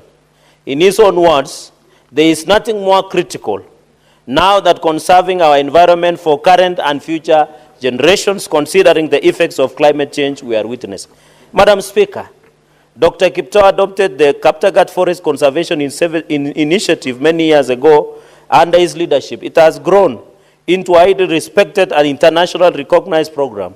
Since its inception in 2017, the Kaptagat Integration Conservation Program has brought together national and county governments, private sector partners, civil society, and communities to restore this vital ecosystem while improving local livelihoods. Madam Speaker, the Kaptagat initiative continues to serve as a model for balancing environmental protection with economic and social development, a goal that is increasingly becoming central to both national and global conservation strategies. Madam Speaker, many residents of Kaptagat have expressed optimism about the ongoing forest restoration efforts. They have reported improvements in their livelihoods, especially through avocado farming, and shift away from traditional cereal cultivation. They have voiced their gratitude to Dr. Chris Kiptoo for championing a program that has brought tangible benefits for their lives. Madam Speaker, beyond this environmental work, Dr. Chris Kiptoo has also championed education and other community-based projects in the North Rift region and the larger country, further underscoring his deep commitment to empowering communities at the grassroots level. Madam Speaker, in conclusion, with your indulgence, I call upon fellow leaders and members of the public to emulate the efforts of Dr. Chris Kiptoo, the Kaptagat community in Elgeyo Marakwet County, and the stakeholders involved in the Kaptagat Integrated Conservation Program. Emulate His Excellency Dr. William Ruto. Let us all take part in the conservation and restoration of our forest and natural environment for the benefit of current and future generation. I thank you, Madam Speaker, not Madam Speaker, sir. Senate statements pursuant to Standing Order 53.1. Senator Cherargei, you may proceed with your 53 statement. Madam Speaker, request for statement. Senator Thangwa, what do you want to clarify? Under what order? We want to clarify community. Clarify what? Yeah. Yes, Senator Thangwa. Yes, Madam Speaker, I've just listened to Senator Cherargei doing his statement under the Standing Order 52.1. And it has been the norm, Madam Speaker, when we take the statements to the table office, maybe he can sit down to avoid intimidating me. When they are taken to the table office, Madam Speaker, our statements are axed, over-edited, and all that, Madam Speaker. But when you listen to what Senator Cherage was reading, it was almost 3 pages, even including some unnecessary things like two-term, tutamutoa inside there, Madam Speaker. So my question is, do we have 2 offices that are dealing with statements so that we understand where to take what if you want the meat in your statement, Madam Speaker? Because that is not how they come in here, Madam Speaker. Senator, so that is something that you should order, that we need to look into it. If you can be allowed to bring your statement here without editing, without anybody asking the question, allow everyone. Senator Thangwa, I direct that you actually put your question in writing to the relevant office so that the issue is discussed. Senator Cherarkei, 153. Thank you, Madam Speaker. And I request that you organize refresher courses for some Senator of the Cherarkei, members. on to your Request statement, for the please. statement on the disappearance of Edward Kipchumba Terer and Mark Lomuke in Sambalat, Elgeyo Marakwet County. I rise pursuant to Standing Order 53-1 to seek a statement from the Standing Committee on National Security, Defense and Foreign Relations on a matter of county-wide concern regarding the mysterious disappearance of Edward Kipchumba Terer, who comes from Wasingishu, Mr. Mark Lomuke in Sambalat, Elgeyo Marakwet County. Madam Speaker, on Monday, 2nd June 2025, Mr. Edward Kipchumba Terer, a medical laboratory technologist at Hope Clinic in Sambalat, was reportedly apprehended at his work place by individuals claiming to be police officers and taken away in an armored vehicle. He was arrested alongside 2 others, one being the clinic's owner, who were later released. A week later, Terer's brother-in-law, Mr. Mark Lomuke, was abducted under similar mysterious circumstances. These incidences occurred shortly after the murder of Catholic priest Father Alois Cheruiyot Bet, who hails from Nanibad in the same region, further escalating public anxiety. Despite numerous efforts by the affected families and appeals to level authorities, the whereabouts of 2 gentlemen remain unknown. In the statement, Madam Speaker, the committee should address the following. 1, an account of the circumstances surrounding the disappearance of Mr. Terer and Mr. Lomuke, including the identities of the abductors, immediate actions taken by the authorities to address their disappearance, and the current status and progress of investigations. Madam Speaker, number 2, whether the individuals who apprehended Mr. Terer were duly authorized law enforcement officers, the legal basis of the arrest, and whether standard procedures were followed during the arrest. Madam Speaker, finally, the measures being implemented to ensure public safety in the region, that is in the Sanbalat and Kerio region, the support provided to affected families, and how the government is engaging communities to address the growing insecurity and demand for accountability. I thank you, Madam Speaker. Senator Kisang. Thank you, Madam Speaker. Madam Speaker, I rise pursuant to Standing Order 53-1 to seek a statement from the Standing Committee on Devolution and Intergovernmental Relations on a matter of county-wide concern regarding human resource practices, payroll management, and general staff administration within Elgeyo Marakwet County Public Service Board. Honorable Speaker, the 2023 audit report on the operations of Elgeyo Marakwet County Public Service Board done by the County Government Sectorial Committee on Administration, Justice, and Public Service indicates that the County Public Service Board is grappling with administrative challenges that include procedural staff appointments and promotions, irregular payroll practices, and non-compliance with public service employment standards. These issues not only affect staff morale and service delivery, but also contribute to inefficiencies in the county's wage bill and resource allocation. In the statement, the committee should address the following. 1, the rationale behind the frequent and unexplained transition of employees between permanent and contract terms, especially in instances where officers revert to previous positions after serving as county executive committee members, CECs, or chief officers, CEOs.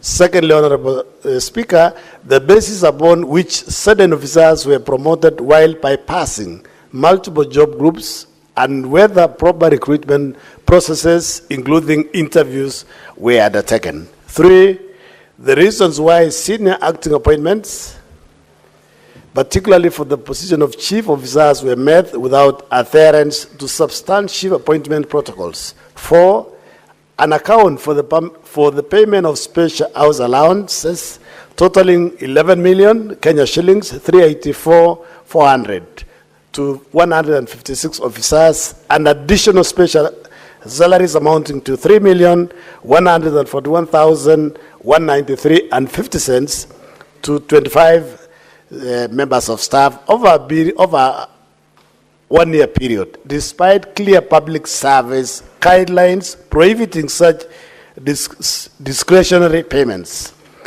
5, Madam Speaker, the data on any county staff, either on permanent contract or casual terms, who have experienced delayed or non-payment of salaries during the 2022-23, 2023-24 and 2024-25 financial years, stating the causes and steps taken to resolve the matter. Finally, Madam Speaker, the reasons why 11 staff members remain on profession beyond the legally permitted duration, and why 7 officers beyond the retirement age of 60 continue to appear on the payroll, contrary to the established public service regulations. Thank you, Madam Speaker. Senator Abbas.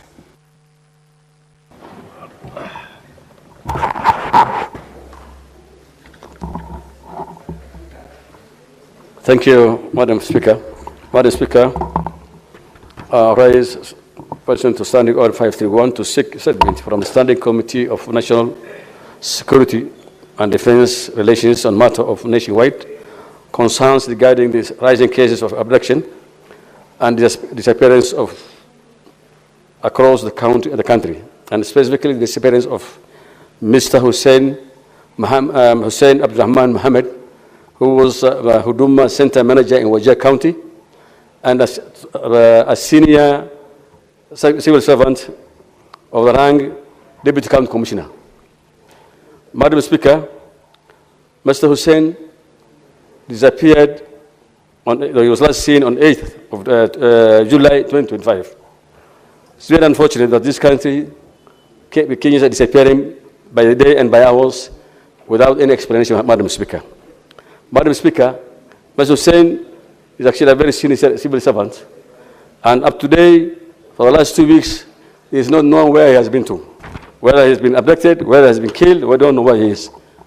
And therefore, if a senior civil servant like Hussein can disappear, then I think everybody in this country is so unsecure, and we need to take, action has been taken against these kind of businesses. Madam Speaker, every Kenyan has a right to be presented to courts. Every Kenyan has a right. If somebody actually is a criminal, the criminal has also a right to come to court and to be taken to court or to be listened, and his relatives must be informed.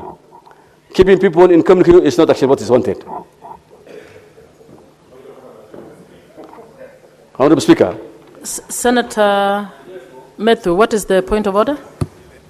Maybe because a clarification, because you gave guidance, I want to know whether what Senator Abbas is reading is part of what was approved by the Speaker, or he is contributing to his statement. Senator Abbas, you are supposed to just read your statement. Yeah. Senator, just read what is on your statement. That is. Madam Speaker. Yeah. What I have written is not what has been given to me. They have over-edited. Yeah, but this for the is actually exactly what my colleague is complaining about. My document is actually over-edited. Senator, I cannot explain myself, so I have to explain myself. No. What I'm saying is that let us follow the rule and then we complain. Yeah, honestly, when you over-edit, there are only 2 lines here. Senator, please just follow the Follow the ruling of the chair, please. Just read the statement. Okay, madam. Okay. Can I have the mic, please? Okay. Madam Speaker, cases of unexplained abductions and enforcement disappearances have become increasingly frequent in this country, with civilians, activists, and even public officers being taken without trace. A recent case is that of Mr. Hussein Abdurrahman, who comes from Wajir, a senior civil servant who was the Deputy County Commissioner, who was last seen on 8th July 2025 during a public function attended by the Cabinet Secretary for Public Service in Wajir County. Since then, no credible information has been provided regarding the whereabouts of Hussein. In the statement, the committee should address the following: the prevalence and pattern of enforced disappearance across the country in the last 5 years, including regions affected, and progress on the investigation. 2, circumstances surrounding the disappearance of Mr. Hussein Abdurrahman Mohammed, including the steps taken to trace him and the support being offered to the family. Thank you, Madam Speaker. But this is overdue, so I don't want to say anything else. Senator Chimera.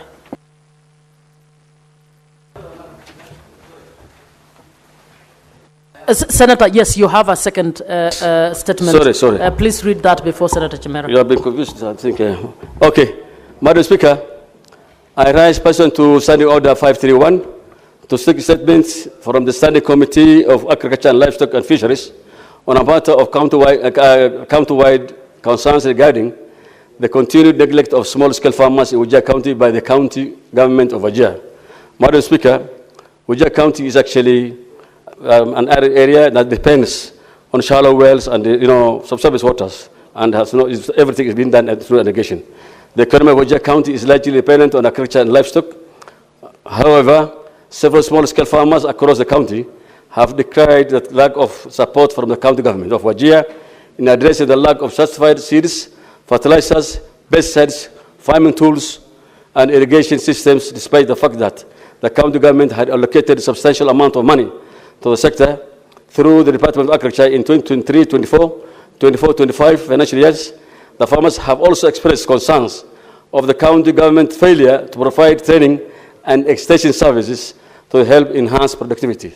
Madam Speaker, in the statement, the committee shall address how the county government of Wajir utilized the funds allocated to the agriculture sector in 2023-24, 24-25 financial years, including details on the specific agricultural support programs targeting small-scale farmers that were undertaken or implemented by the county government in each ward in Wajir County.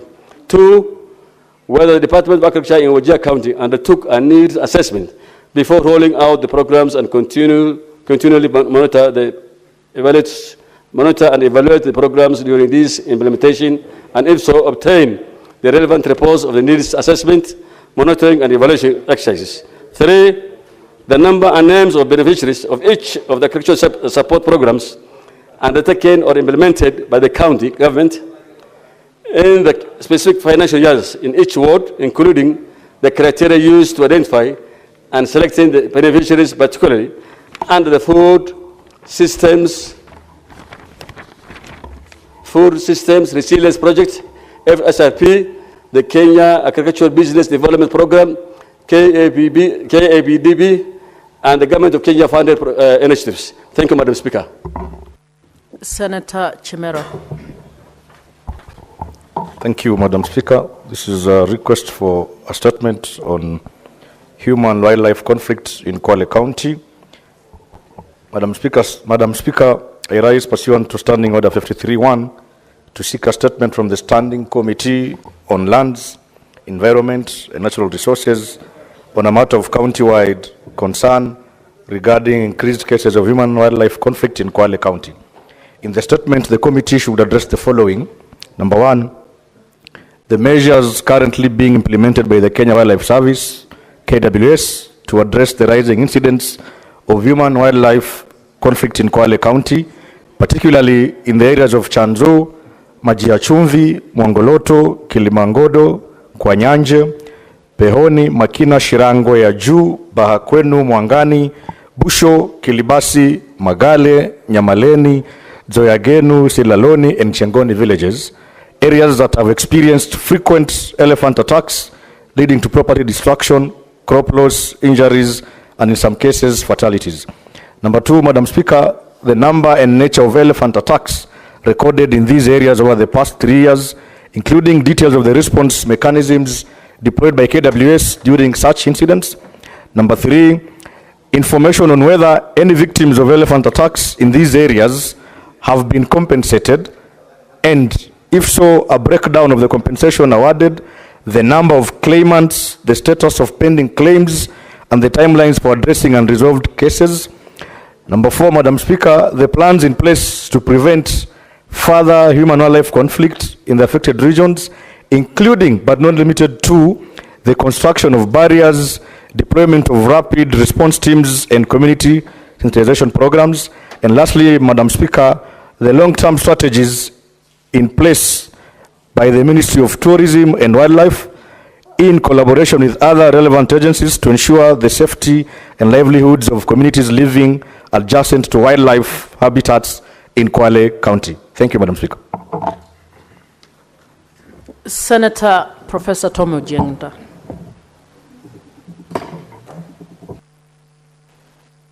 And you may read the four. Yes, Madam Speaker, I have four statements this afternoon. Yes, Madam Speaker, yes, this is my house. Madam Speaker, the first statement is on the preparedness to support digital era publication.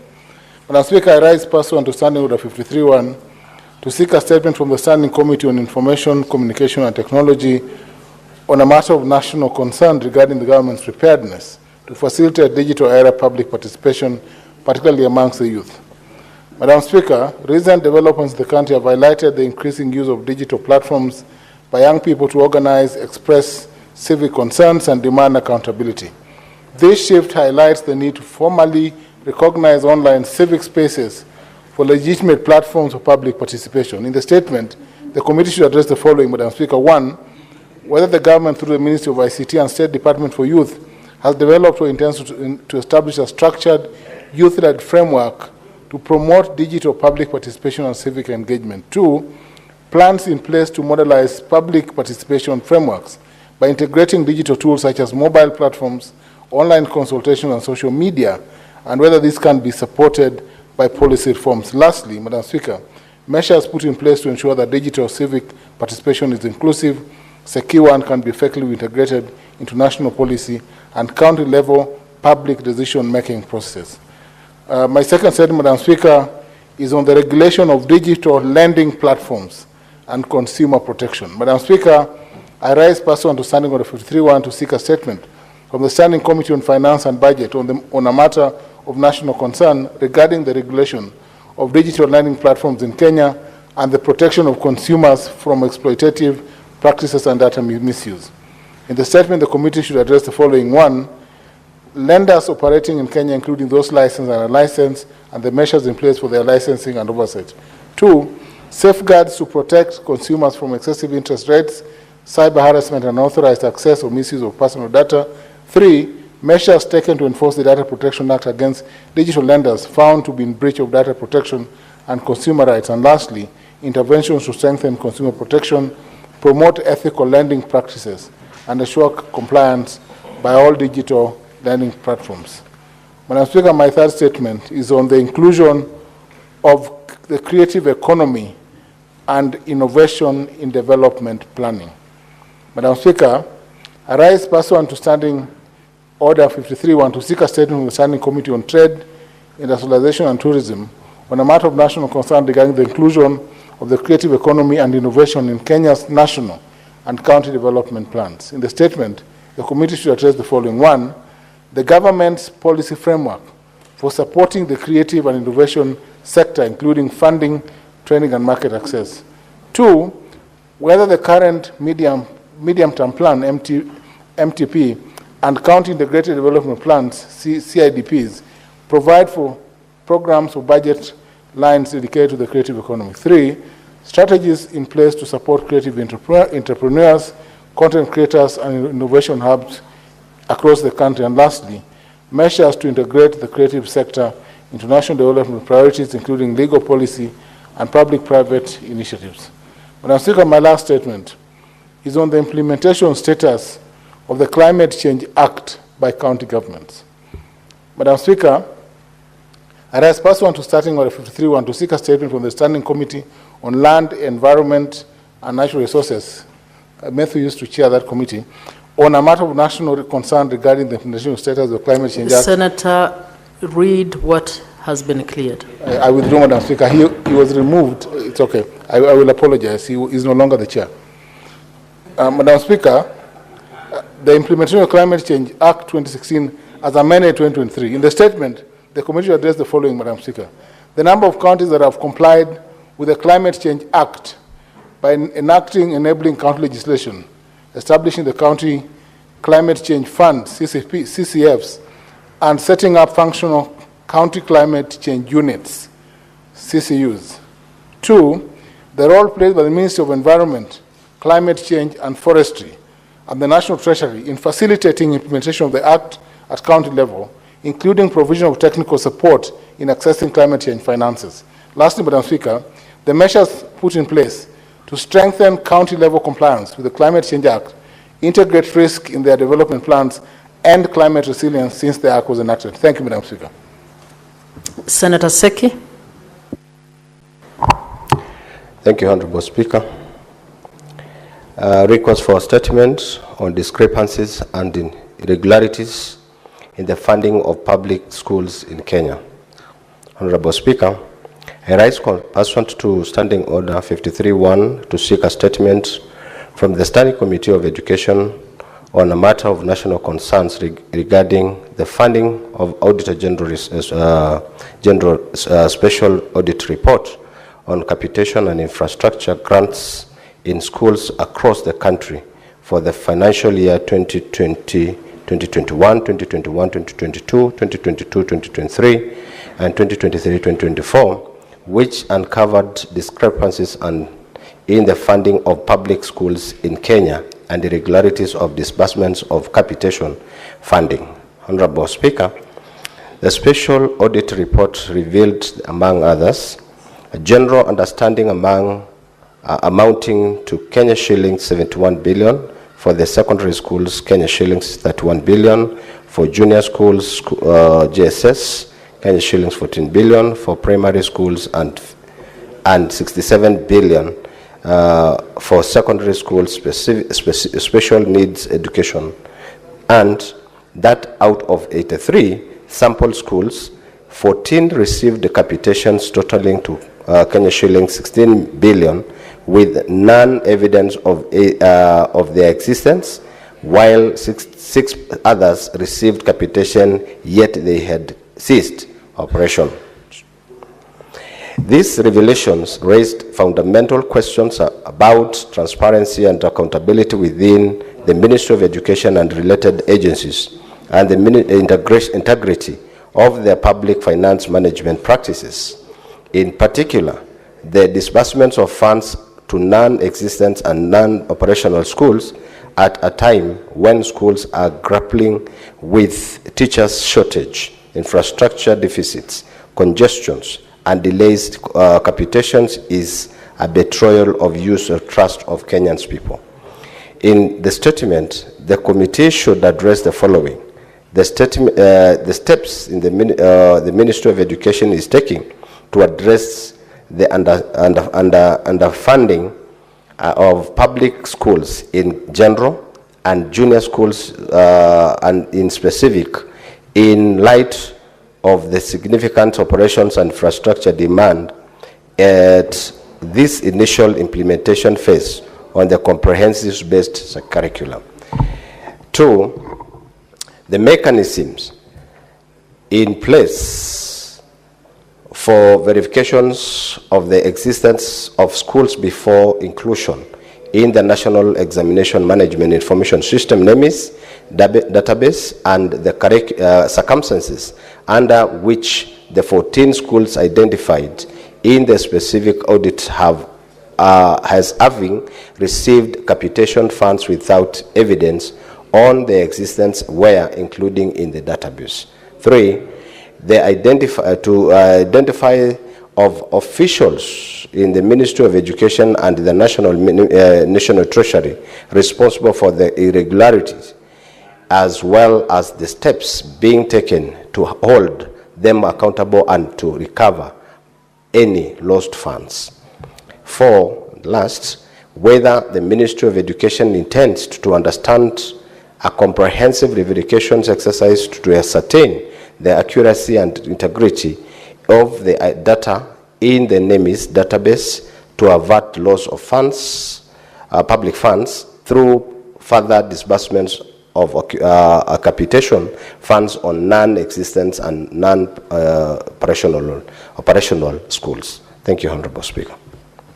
Senator Hezana.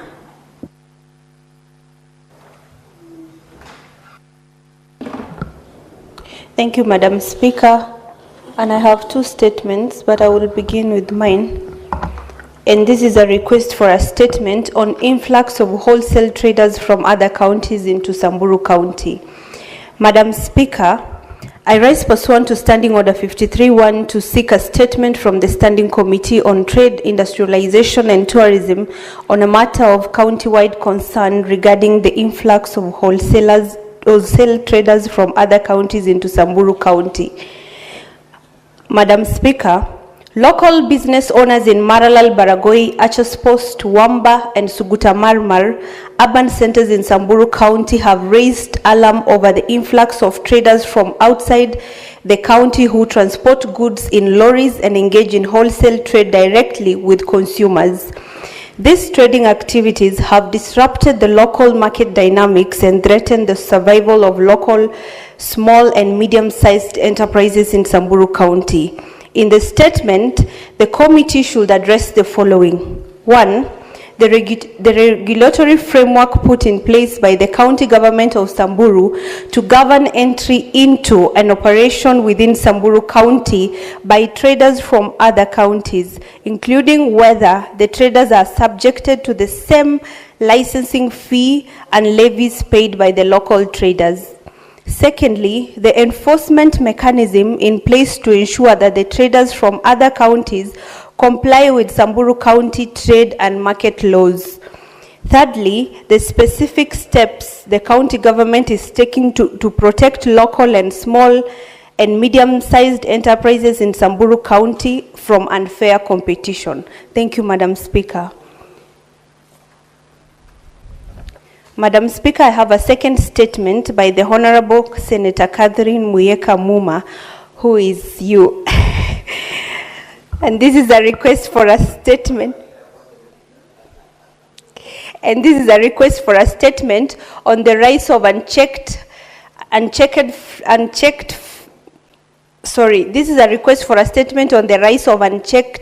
uncheckered inflammatory utterances by influential public figures and political leaders. Madam Speaker, I rise pursuant to Standing Order 53-1 to seek a statement from the Standing Committee on National Cohesion, Equal Opportunity and Regional Integration on a matter of national concern regarding the rising trend of uncheckered inflammatory utterances by leaders, particularly along ethnic lines. These utterances are contrary to Article 33(2) of the Constitution and the National Cohesion and Integration Act of 2008. In the statement, the committee should address the following. 1, the measures being taken by the National Cohesion and Integration Commission, NCIC, to monitor, regulate, and deter the use of media platforms, both traditional and digital, in communicating messages that spread propaganda of war or conflicts, those which incite violence, those which amount to hate speech, or which advocate hatred that constitute ethnic incitement, vilification of others, or incitement to cause harm, or hatred that is based on any ground of discrimination specified in Article 23(4) of the Constitution.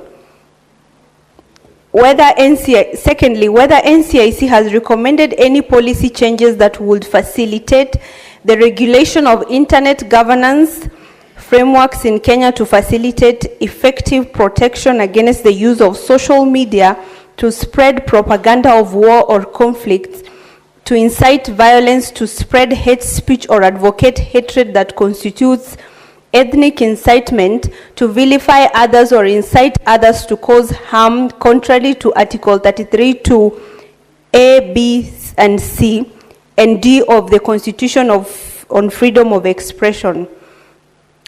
Thirdly, whether there is collaboration between NCIC, the Communications Authority of Kenya, the Media Council of Kenya, the Kenya National Commission on Human Rights, the National Gender and Equality Commission, as well as the investigative arms such as the National Police Service, the Directorate of Criminal Investigations, and the Office of the Director of Public Prosecutions in stemming this vice.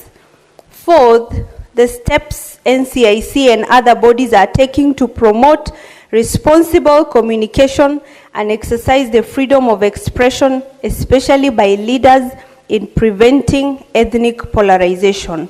Senator Catherine Muma, dated 17th of July 2025. Thank you, Madam Speaker. Senator Mwaruma.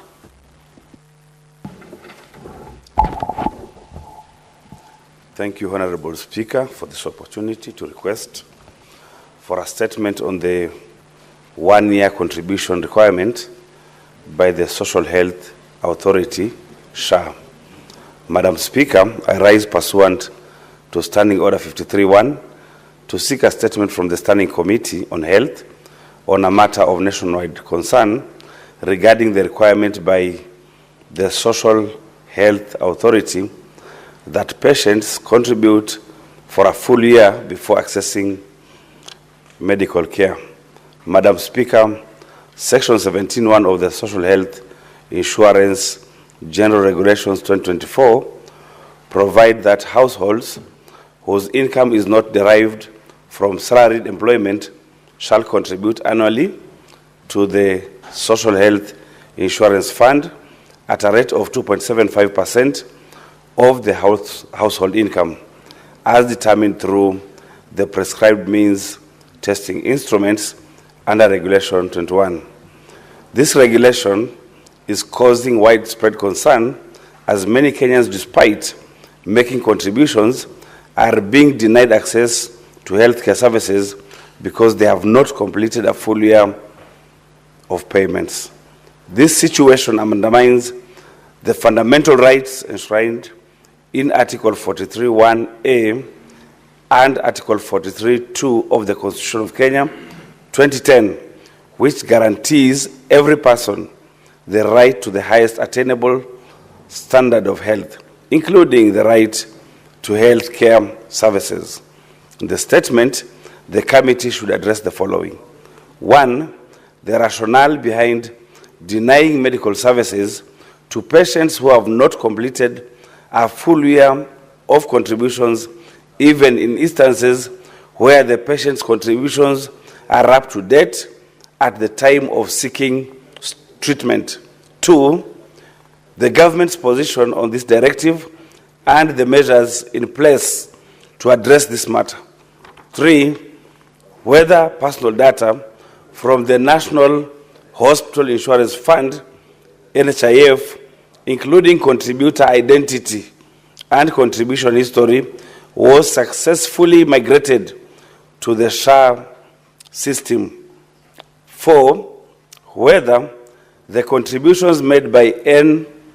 Mkala Samba, ID number 67008002, and NHF number 053235 on 21st February 2024, VIDA check number 591049118, and receipted number BK 5830865, intended to cover her up to April 2027, are valid and usable under the SHA platform, and if not, provide a remedy to her and all other similar cases across the country.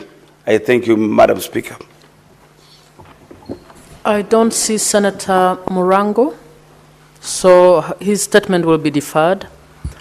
Honorable Senators, I'll allow 15 minutes of comments on the statements, and I think, can we agree on 5 minutes for per speaker?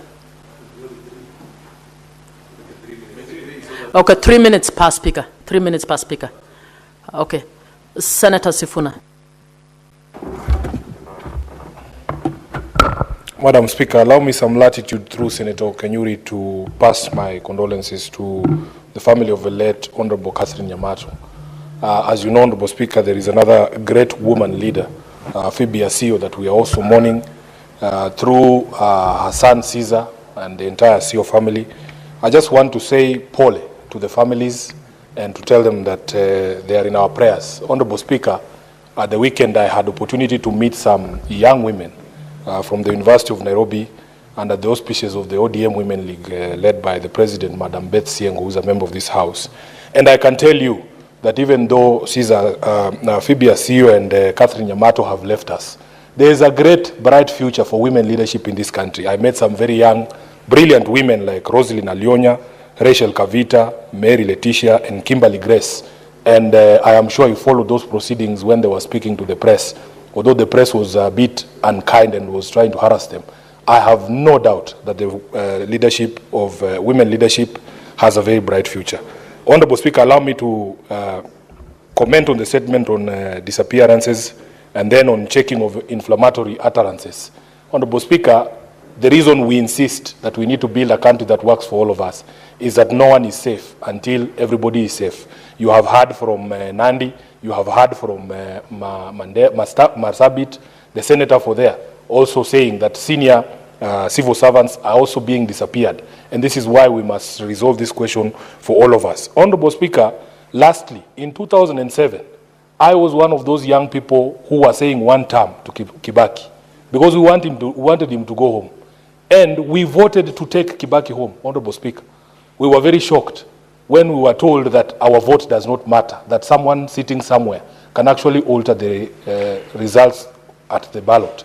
Honorable Speaker, there is very irresponsible talk from leaders telling us that in 2027, if the votes for William Ruto will not be sufficient, they will steal for him. And the NCIC has just kept quiet. With that history of 2007, Honorable Speaker, the precursor of the violence was in the interference with the will of the people. And I want to join those who are saying, Honorable Speaker, because we've been told to wait for a democratic opportunity to remove the current government. If we exercise that democratic right and then you go and mess it up the way they're threatening to do, this country will be on fire like it was in 2007. And we don't fear saying it. So, Honorable Speaker, if the NCIC, the IEBC that has just recently been sworn in, cannot even summon these leaders, because as I understand the law on election offenses, you cannot be saying that. Senator Cheruyot. Mr. Speaker, two quick comments. Number one is on this issue. Madam Speaker, not Mr. Apologies, Madam Speaker. I stand corrected. My apologies. Number one is on the statement by Senator Jones Mwaruma with regards to SHA. Madam Speaker, there is something untidy about how this provision for payment, either monthly or yearly, is being communicated particularly to the elderly people and those that live in the villages, Mr. Speaker. Over the weekend at a function, I was actually challenged by people who could not distinguish between what's the difference between monthly and yearly payment. Mr. Speaker, there is an assumption that everybody understands English and Kiswahili. That is not true. We live in a country, especially particularly those of us that represent rural counties, Madam Speaker, where we have the elderly who did not have the benefit of going to school, Madam Speaker. They too deserve access to that information. And therefore, I join myself in the comments by Senator Mwaruma that there needs to be clarity in that particular space. While me and you, who are salaried employees, Madam Speaker, will not face a challenge because this is deducted alongside our salaries, it's causing a lot of challenge to the ordinary citizens who have to pay either on a monthly, Madam Speaker, or yearly, and what provisions have been made. I know, for example, Madam Speaker, that SHA has actually provided even the opportunity that you can borrow funds, Madam Speaker, through Hustler Fund and end up paying for your monthly your yearly contribution, so to speak. But that is not information that is available, Madam Speaker, to the people that I represent. And therefore, on that account, Mr. Speaker, I expect that the CEO will provide this information for citizens to be able to understand. Lastly, Madam Speaker, in the tabulation of how much each county government received in on-source revenue, I have seen governors from across the country include share contributions or compensation, rather, Madam Speaker, in the declaration. It will make more sense, Madam Speaker, if SHA gave us the information actually to know how much has it been compensated back to each county, so that we can tell our governors that when we passed this law, we included something called a facility improvement fund. That money cannot be used for anything else other than to develop the hospitals for which that fund has been collected, Madam Speaker. And therefore, it will be important that when that statement is responded to, we get a breakdown of the compensation that has gone to each of the 47 counties in the last 7 months that SHA has been operational. I thank you, Madam Speaker. Senator Nyamo. Thank you, Madam Speaker. I rise to contribute on the statement brought by Taita Taveta Senator Mwaruma, on the contributions of SHA, having a requirement that the beneficiaries must contribute at least yearly to enable you access the services. Madam Speaker, SHA is a very bold step by President William Ruto, and a very necessary one in our country towards universal health care. However, Madam Speaker, this provision that the beneficiaries need to contribute at least the annual deductions so that you can be able to access the service is somewhat discriminatory, because what happens to Mama Mboga who falls ill a month into contribution? What happens to the boda boda if he gets an accident after contributing for 2 to 3 months? We are exposing the same people that we seek to protect in this universal health care provision, and exposing them to the worst case scenario, even death, Madam Speaker. I think we need to relook the implementation. We need to have a 3-tier or maybe some tier in the sense that you can contribute after 3 months, you can access, after 6 months, you can access, so that we don't beat the purpose. The purpose is very noble, to ensure that our citizens at the bottom of the pyramid get to access healthcare equally for all Kenyans, regardless of your background or of financial strength. So, Madam Speaker, I want to urge the Committee for Health to interrogate this system and bring clarity to ensure that we do not beat the purpose of the whole system. Thank you, Madam Speaker. Senator Osotsi.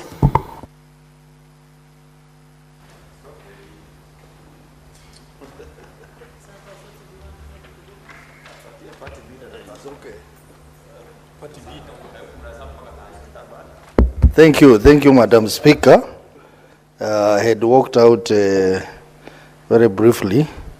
I wanted to comment on the statement by Senator Ojenda on the matter of data misuse for digital lending firms.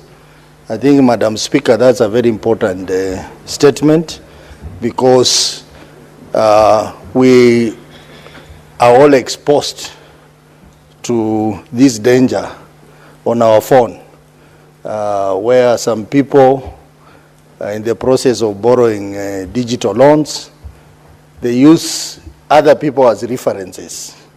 And therefore, within a very short time, you see pop-up messages coming on your phone, maybe marketing messages or all kinds of messages which are targeting people. So I think it is an important thing that the Committee for ICT needs to look at, and also the institution responsible for matters of data protection can also look at that to safeguard the interest of Kenyans. And overall, Madam Speaker, I thought we also need to have proper regulations regulating these digital lending firms. They have really increased in number, and some of them are operating outside the banking regulation, outside the CBK regulation on matters of lending. So I think we need a proper framework, and that can also be handled by the Committee for Finance and Budget. Madam Speaker, I have also seen a statement by Senator Seki on the issue of funding of schools. Madam Speaker, it is so sad that many of our schools, especially secondary schools, are on the deathbed because of capitation challenges. Either the capitation money comes late, or that capitation money is not adequate to run the schools. I think something has to be done around the issue of funding of our schools. I was in one of the schools in my county where they cannot even afford lunch for students. The teachers are contributing so that they can cook lunch for the students. Mr. Speaker, when we get... Senator Methu.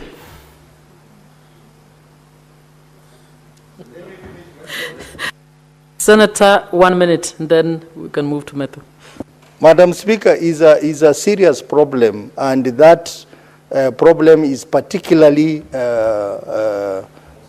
common in day secondary schools in the villages, where parents cannot afford to pay exorbitant fees, and therefore they depend quite a lot on capitation from the government.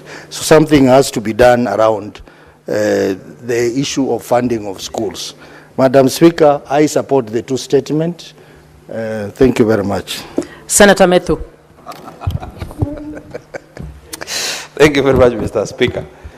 I'm not Mr. Speaker. Sorry. I don't know why we are all confusing.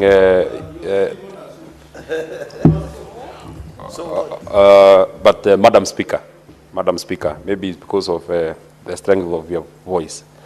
Now, Madam Speaker, there are many statements that have been sought, and I want to comment on two of them. One that has been sought by Senator Mwaruma. And let me say this, Mr. Speaker.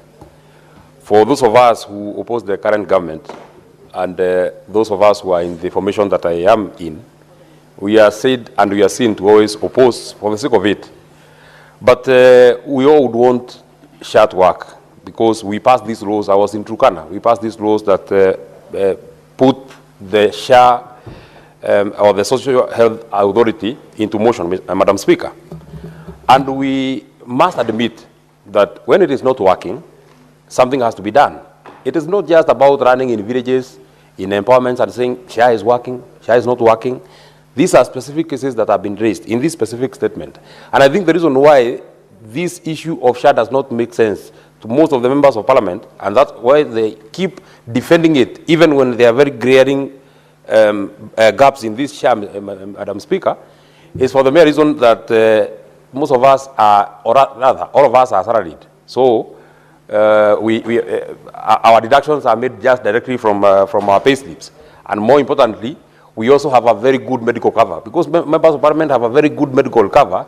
They don't care what the other Kenyans are feeling and how they are suffering, Honorable Speaker, because it does not make sense that you have paid for share faithfully for 2, 4, 7 months, but if you have not paid for it annually, you cannot get this service, Madam Speaker. So now tell me, if you have to pay for 8 months and you are not able to get services on the 8th month, what happens about the other months that you have paid, Madam Speaker? So we shall continue speaking until this Social Health Authority works the way it is supposed to work. Maybe finally, and I would want your guidance, Madam Speaker, on how you process statements as it was sought by Senator Dhangwa. I am a bit uncomfortable with the statement that has been sought by Senator Hezenare Maritian. Madam Speaker, in this statement, the good senator is asking for protection of traders because traders have come to their county in Samburu. Madam Speaker, I do not think there is a law that would prohibit anybody from doing business anywhere. Because what has been sought in this statement, Madam Speaker, is that there is a large influx of traders from outside the county who are doing transport of goods and... Senator Methu, in 30 seconds, finish, please. In fact, Madam Speaker, you should give me 1 minute because it is you who processed this particular statement, and this is a very defective statement. And Madam Speaker, proceed. You're we using must speak about inclusivity. We cannot speak about inclusivity when we want to exclude some people from doing some business from some place. If you are to argue the same way, Senator from Nairobi will say that business people are doing business in Nairobi. Then it will be very difficult for me to set up a business in Kericho. It will be very difficult for a Kenyan to go and do business in Vihiga. We must allow free movement of goods and services. We must allow free trading between communities across board, Honorable Speaker. And I also find it very ridiculous that in one of the asks of the statement is the enforcement. What's your point of order, Senator Cheruyot? Madam Speaker, apologies to interrupt my neighbor. But I just wanted to request him to cut that part of the clip of what he has spoken in his lucid moment here in the House, where he speaks about inclusivity, and send it, Madam Speaker, to his party leader currently in the US, who has told us that Senator only one community does business. Senator Cheruyot, you are out of order. Senator Cheruyot, that is, Senator Methu, ignore that and finish with your 15 seconds. You know, my former cousin, Madam Speaker, is a bit uncomfortable with with the new friends that I've got in the likes of Senator Sifuna, the new cousin now. But I just wanted to say, Madam Speaker, we cannot, the ask that has been asked on the enforcement mechanism to ensure that traders from other counties comply with the county trade and market rules. Madam Speaker, the enforcement is by the county because the laws are by the county. What else is the committee or the Senate expected to do in terms of enforcement? If these people have paid the levies that are required, if they have paid the fees that are required to go and do business in Samburu, nobody can stop and nobody should stop. When we speak about integration... Senator Omtata.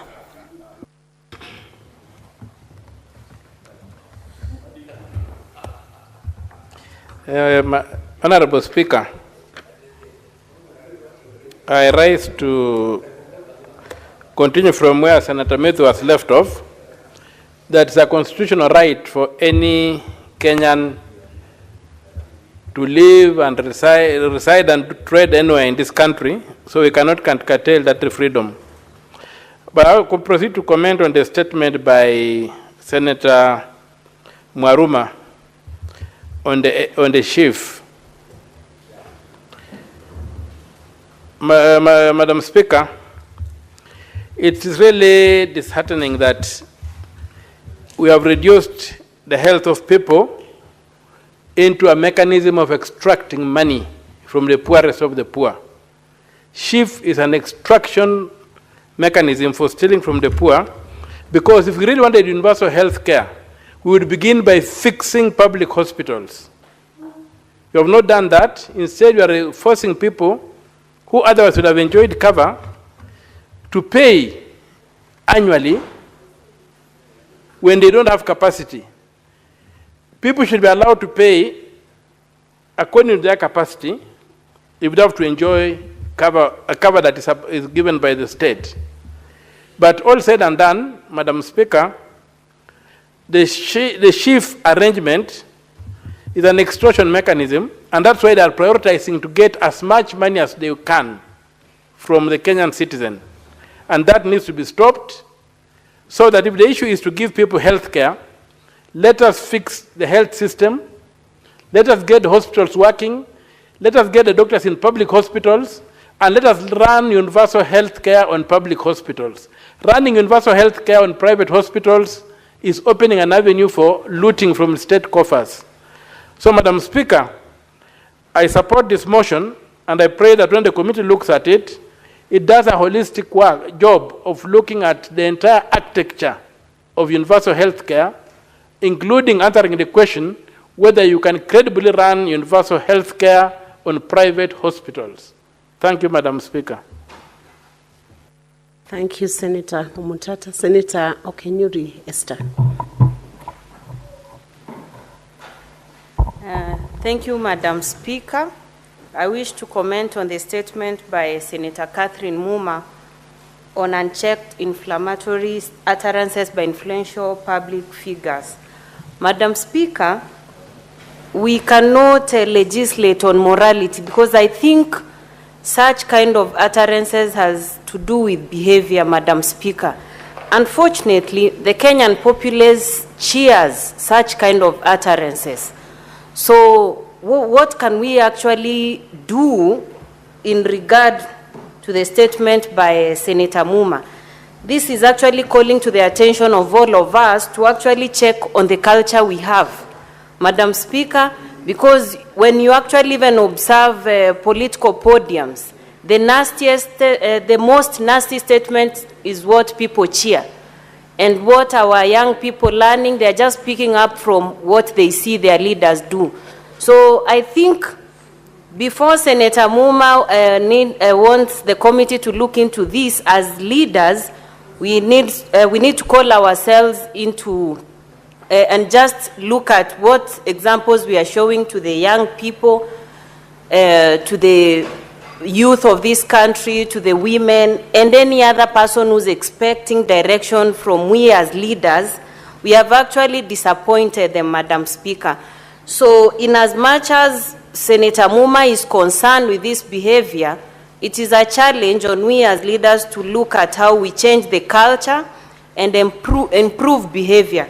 Madam Speaker, I also wish to comment on the statement by Senator Hezena on influx of traders to Samburu. I hope she was trying to address about trade imbalance. That being a concern, the best way to look at it is to look at what is actually most pressing, not restricting movement of those traders, Madam Speaker, because as a sponsor of the street vendors bill, that is not one way of protecting small-scale traders and also protecting the hassles people engage in. So there is a better way of addressing the trade imbalance so that both counties in Samburu and those not in Samburu can benefit from this exchange that is happening. Thank you, Madam Speaker. Thank you, Senator Esi. Senator Osotsi Godfrey Atieno.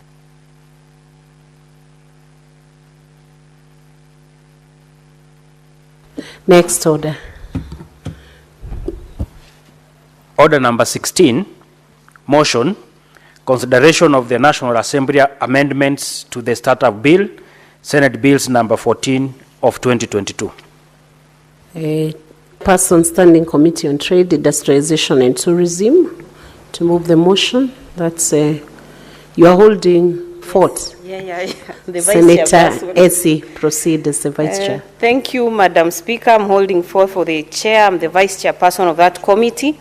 And Madam Speaker, I beg to move that the National Assembly amendments to the Startup Bill, that is Senate Bills number 14 of 2022, be now considered. Briefly, Madam Speaker, the Startup Bill actually seeks to provide a framework to encourage growth, sustainable technological development, new entrepreneurship, employment, and creating a more favorable environment for innovation and attract Kenyan talents and capital.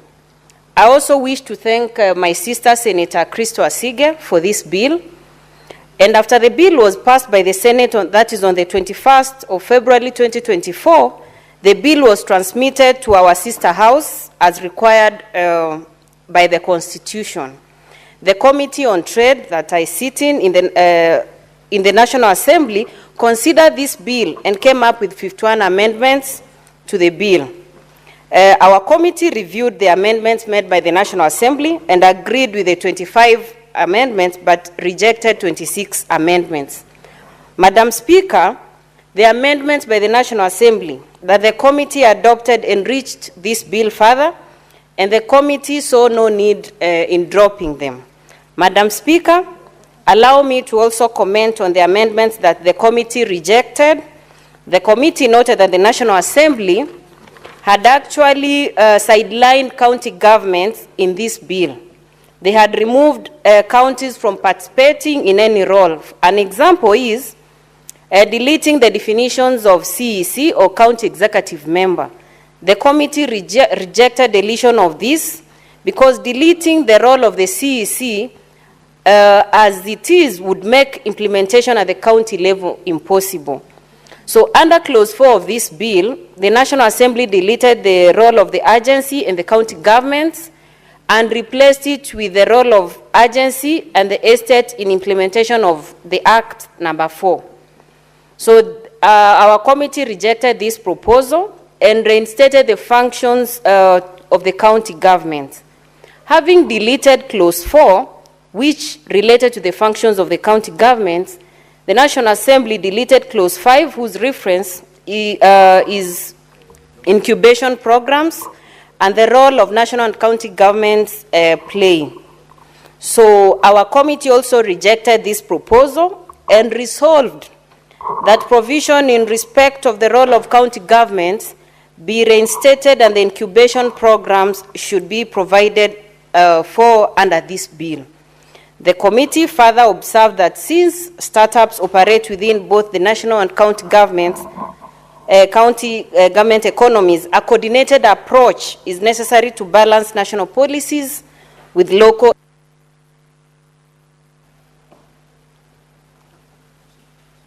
Okay. So, Madam Speaker, the National Assembly also wanted to delete the registrar of startups, whose responsibility was to register startups and replace with a startup committee. The committee resolved to restore the registrar of startups because the committee proposed by the National Assembly had reduced the function in comparison to the registrar of startups. Madam Speaker, I therefore ask members to read this report and adopt as presented by the Committee of Trade, Industrialization and Tourism. Madam Speaker, I move and request the Senate Majority Leader, Senator Aaron Cheriot, to second. Thank you. Thank you, Senator Hesio Kenyuri, Majority Leader.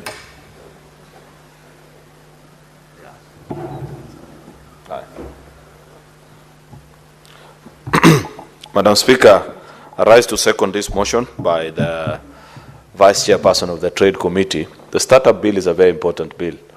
This bill has gone full cycle now because we attempted to conclude on it last time, but unfortunately our colleagues in the sister house, Madam Speaker, did not agree with many of the provisions that we had put in at that particular time. I am at least at this point impressed, Madam Speaker, that they have considered it, albeit with amendments that many of us will find very difficult to agree to. And therefore, it is on that basis, Madam Speaker, that we are moving this motion to reject or to consider. The parliamentary language is consider. But in true sense, what we are doing is that we are rejecting the amendments, quite a number of the amendments from the National Assembly, because our perspective and our view to issues as a House, Madam Speaker, diametrically differs with how our colleagues from the sister house look at things. And that's the beauty of our democracy, that's the beauty of our bicameral parliament, Madam Speaker. We serve to protect the interest of county governments, Madam Speaker. And any time somebody does any amendment to any law that is to the disadvantage of county governments, we find it very difficult. I personally, Madam Speaker, will never support such a bill because I know for a fact that having looked at the history of this country, Madam Speaker, despite my relatively young age, I know that looking at the 60 years that Kenya has been under self-governance, Madam Speaker, devolution still occupies a prideful place as the best innovation ever by the people of Kenya to themselves. And at every turn, Madam Speaker, we should always seek to entrench it and ensure that when we pass laws in this House, Madam Speaker, we are actually fostering devolution. The rest of the challenges we'll deal with later. The thieving that we have in our county governments and all these things, I have said times without number that they are not unique.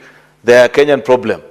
that exists both at the national and county government. So it should never be a basis, Madam Speaker, upon which you deny functions to county government. If it is about inefficiency, Madam Speaker, the same level of inefficiency that I see in the national government is what I see in county governments, Madam Speaker. Therefore, that can also not be a basis upon which somebody argues and says, oh, there'll be efficiency in a particular office. In fact, to the contrary, Madam Speaker, I am a firm believer, Madam Speaker, that if you want to actually exercise, Madam Speaker, efficiency in service delivery, let us devolve more functions of the national government, Madam Speaker. What is the problem, Madam Speaker, if people are allowed to register businesses back in their counties and keep a single registry? What is unique about a business registration, Madam Speaker, that it has to be centralized, Madam Speaker?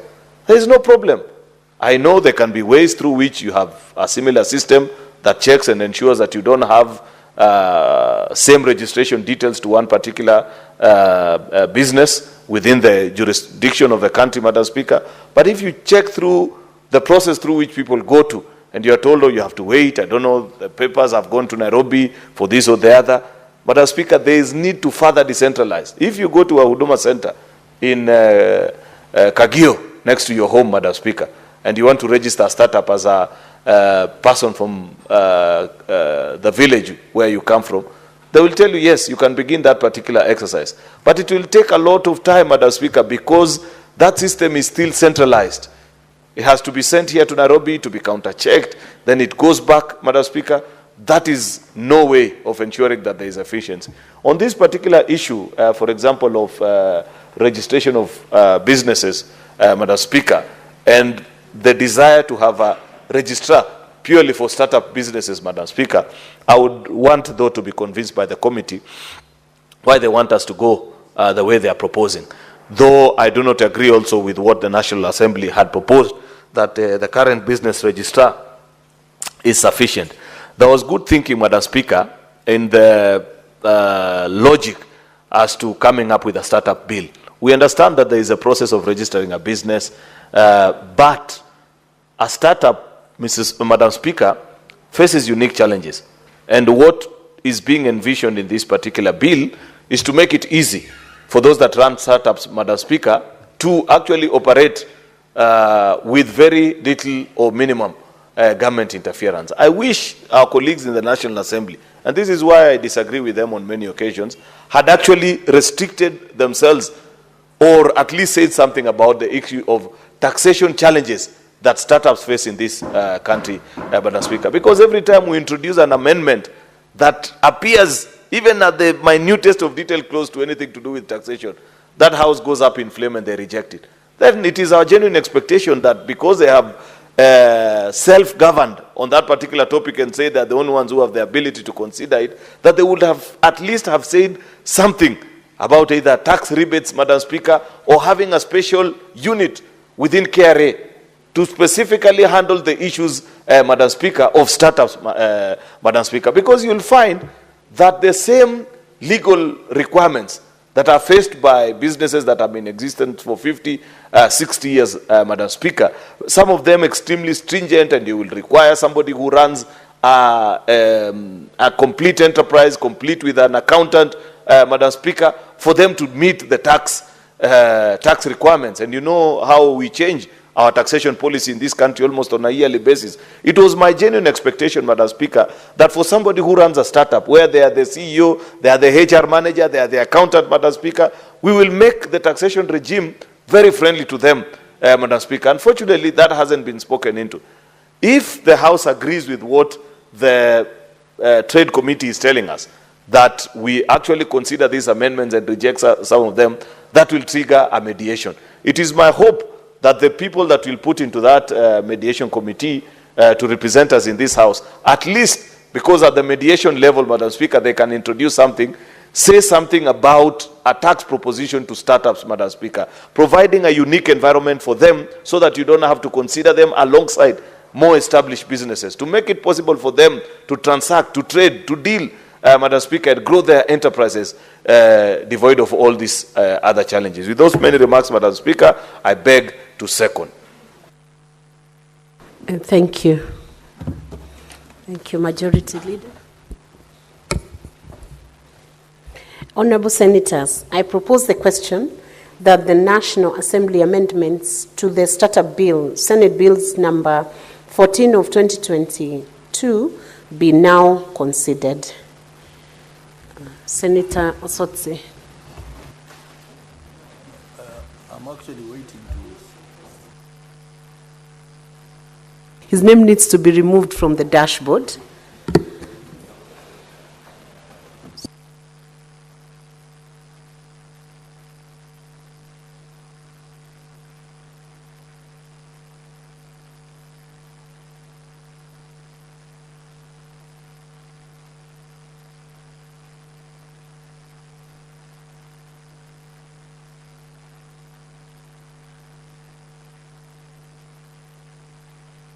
Senator Crystal Kegehia Sige, this was your bill. You can contribute to it. Thank you very much, Speaker.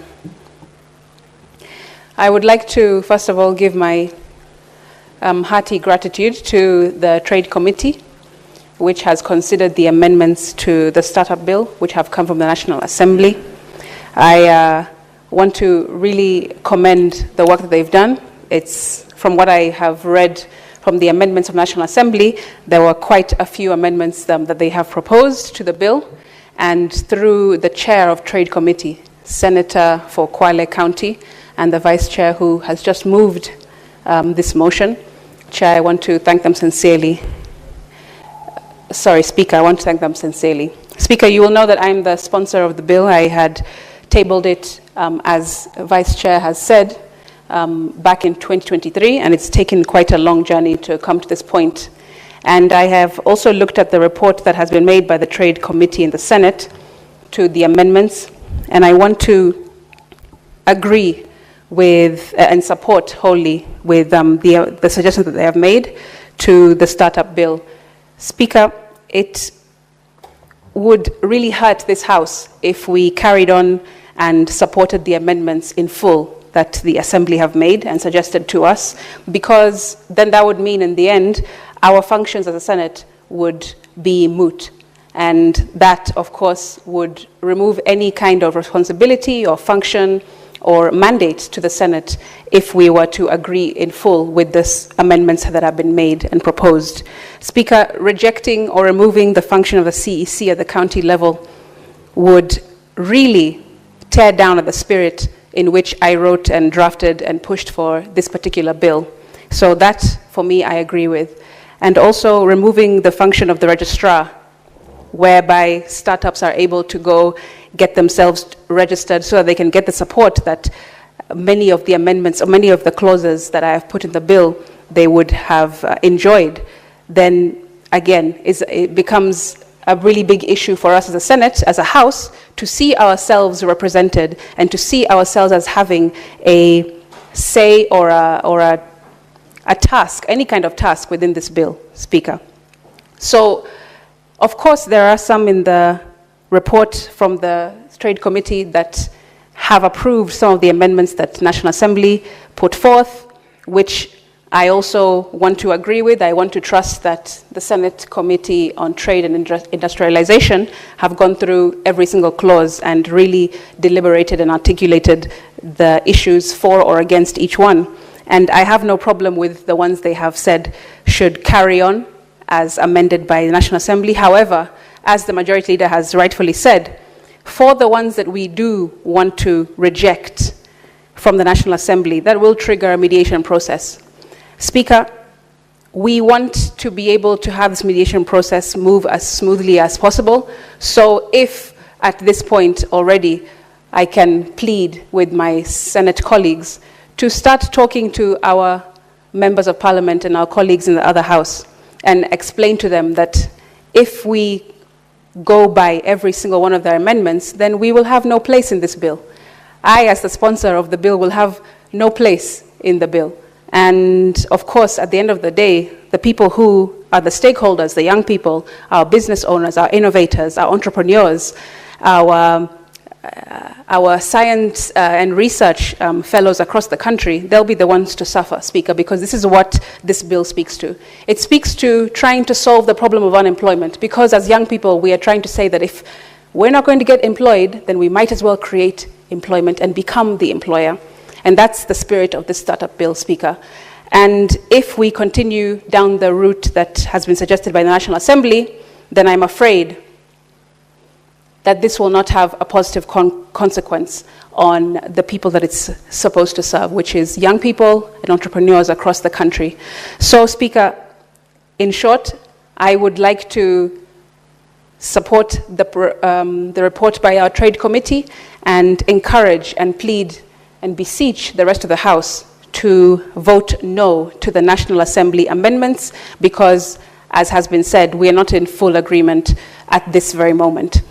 It will trigger a mediation process, and in that process we can all sit down, members from each side of the House, from each House, pardon me, and we can sit down and hash out what is critical that needs to remain to have both houses a mandate not to be removed from the bill, and also what can be done away with at this point, Speaker. At the end of the day, we need to remember that we're not here to serve ourselves or a piece of paper, but all we are doing is to serve young people and entrepreneurs across the country so that they can look for gainful and meaningful employment, as well as contribute to the innovation and to our economy as young people and as individuals with their fantastic ideas. We need to create an environment that is conducive to them.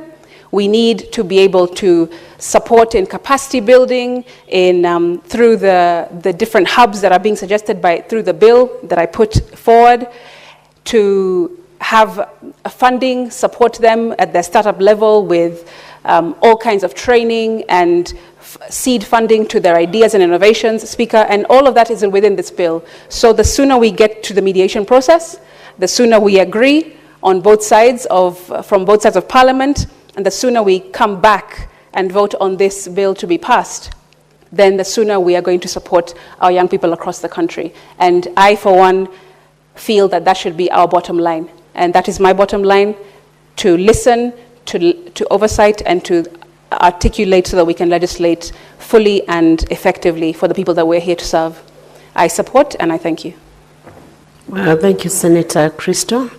There are no other senators willing to contribute, so I'll call upon the mover to reply. Honorable Speaker, I rise pursuant to Standing Order 66-3 to request that we defer putting of the question to a later date. Thank you. The putting of the question is deferred to a later date. Next order.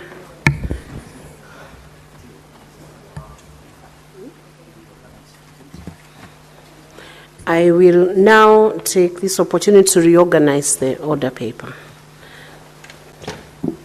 Next.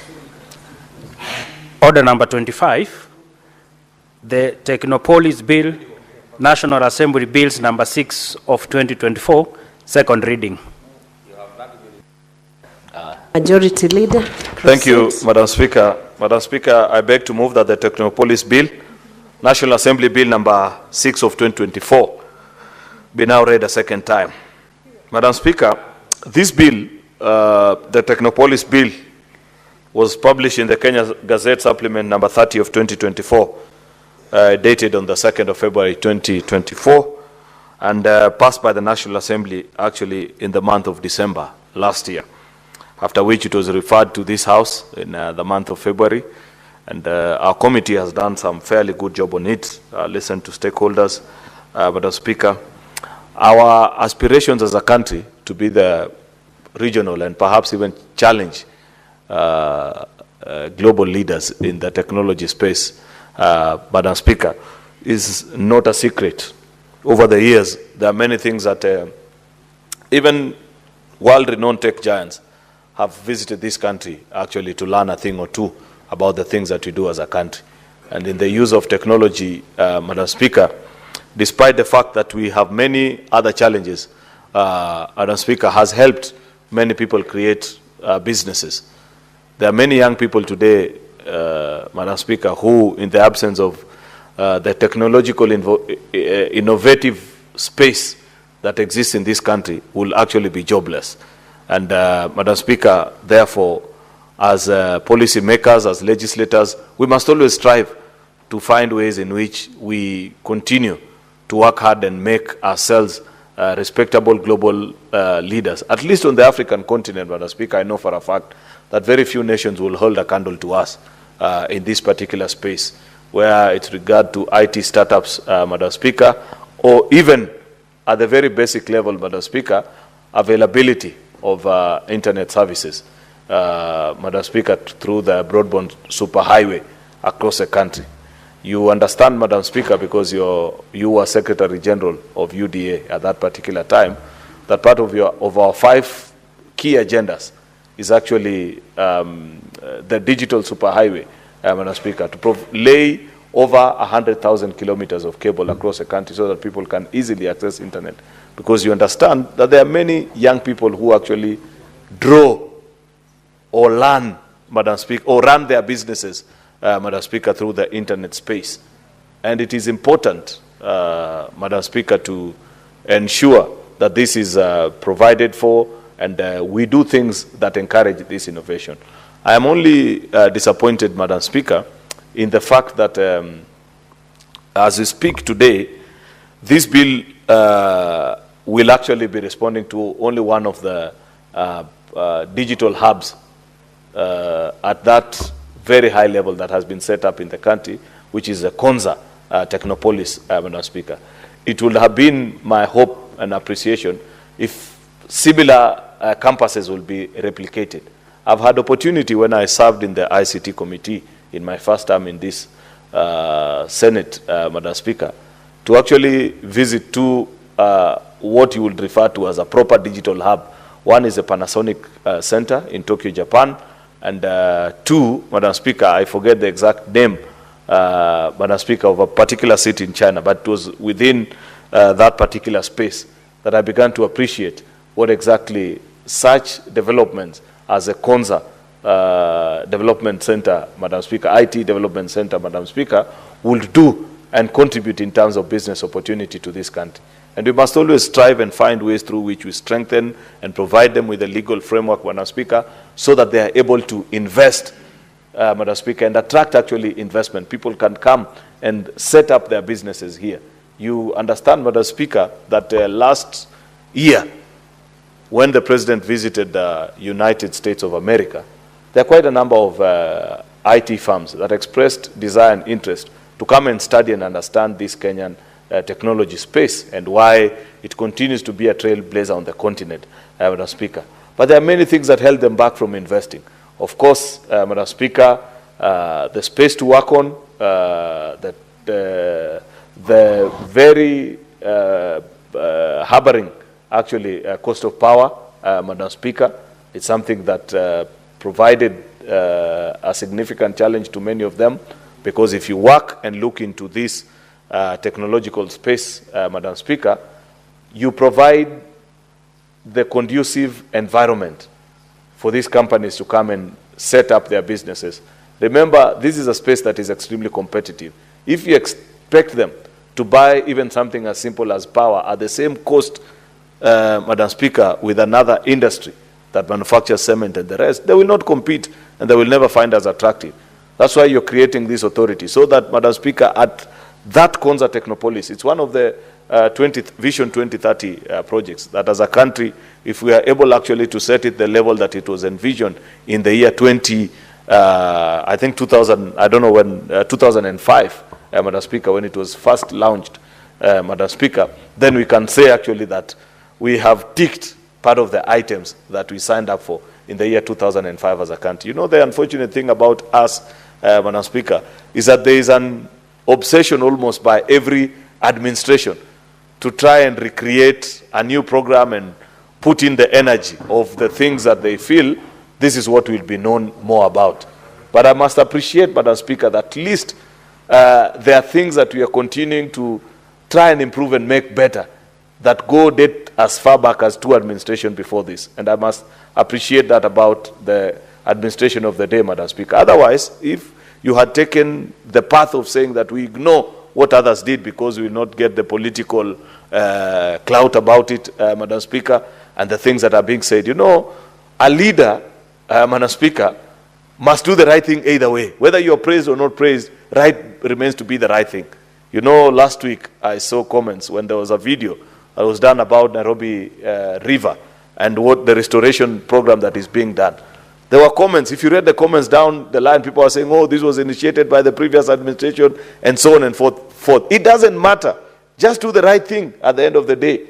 And I believe that needs to be the guiding spirit on many of projects that have been initiated, were well-meaning, and if they had been properly funded, Madam Speaker, will have caused significant change in our country.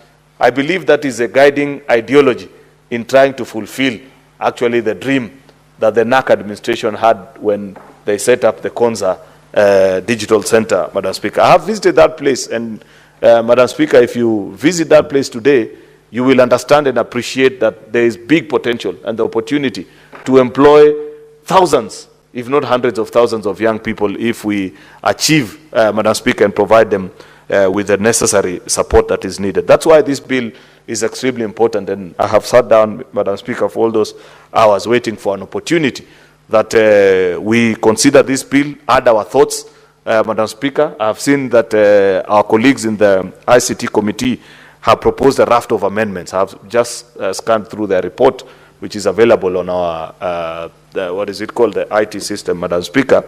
And there are many things that they are proposing to amend.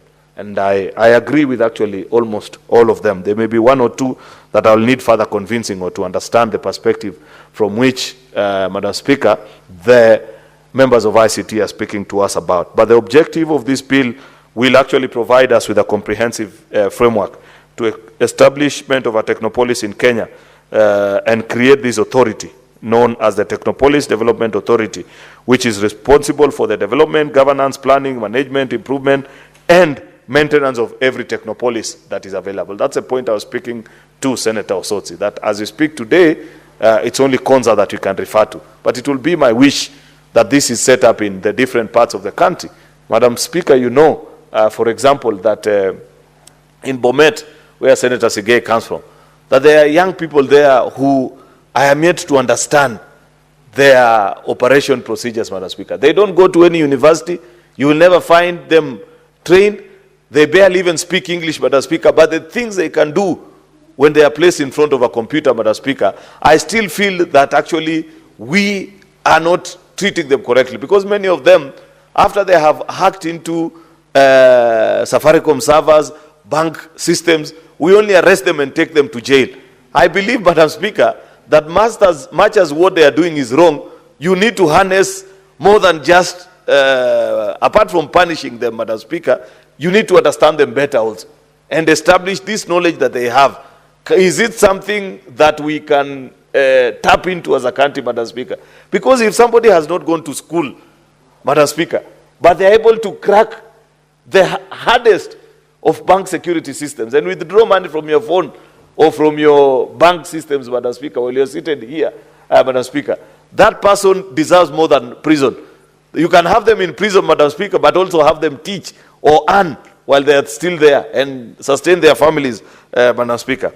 I don't want to lose track, but it's just to make the point, Madam Speaker, that apart from Konza, we will need so many other Technopolis stations across the country. This was a strategic intent of our country, and we need to transition actually into this space, and it has taken us quite a while. I hope that with the passage of this bill and after granting the Konza Technopolis, Madam Speaker, this legal framework, they will be able actually to thrive and attract investment from as many will be investors, Madam Speaker, not necessarily startups, Crystal, but even established global IT companies that will wish to set up base in Africa, because I believe this is one amongst very few, if there are any others actually, that will compete with it on the continent. And it is my most sincere hope, Madam Speaker, that we can conclude on this process as soon as possible, preferably even before we go on recess. I don't know if our colleagues from the Assembly will agree to our amendments so that we bring it to a close, but it's one of those bills that you don't want to take too long, Madam Speaker, before bringing the process of consideration to a close. There are many things that they are amending, Madam Speaker, which I believe, if you read the report, you'll find justification too. There are other things also in this bill, even without the amendments, Madam Speaker, of our colleagues from the ICT committee.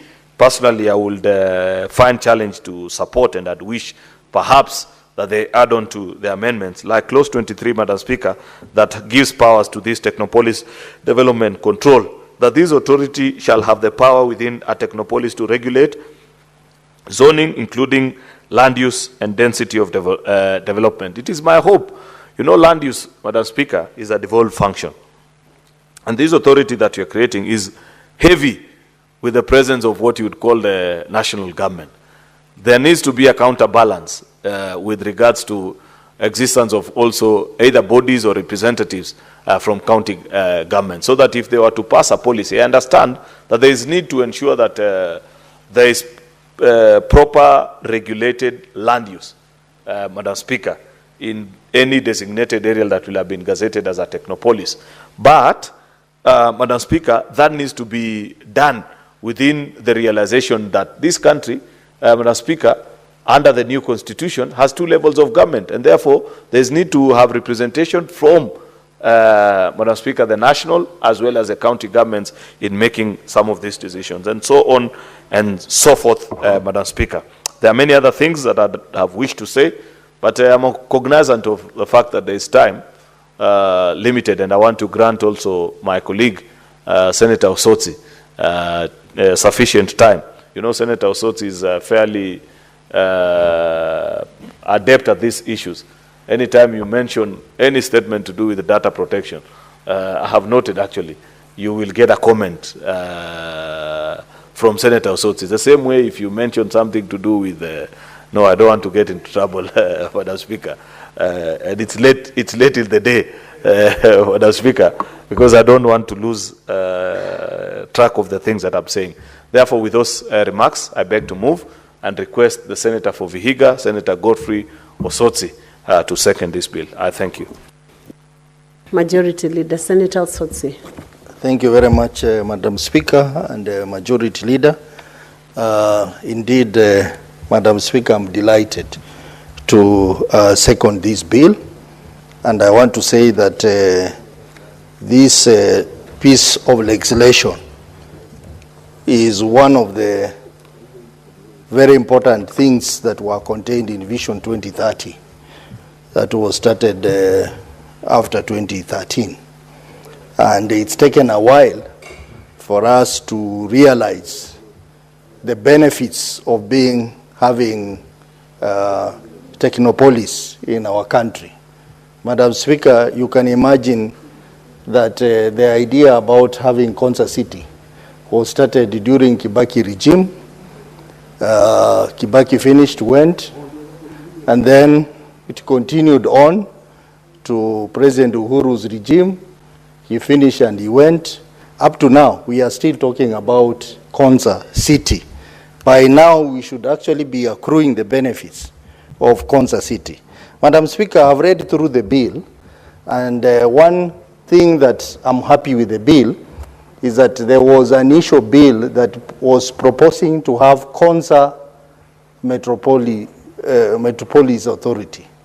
I had a problem with that, Mr. Speaker, Madam Speaker, because how many Metropolis Authority were we going to establish? Because Konza is one, someone else would have come with another one, and another one, and another one.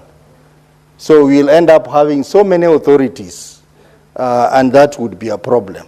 So the idea of now consolidating all this in one metropolis authority, I think is an idea that we should all support, so that anyone seeking to run a metropolis can be allowed to run it, but under the regulation of one authority, which in this case is Metropolis Authority. So on that basis, I support this bill.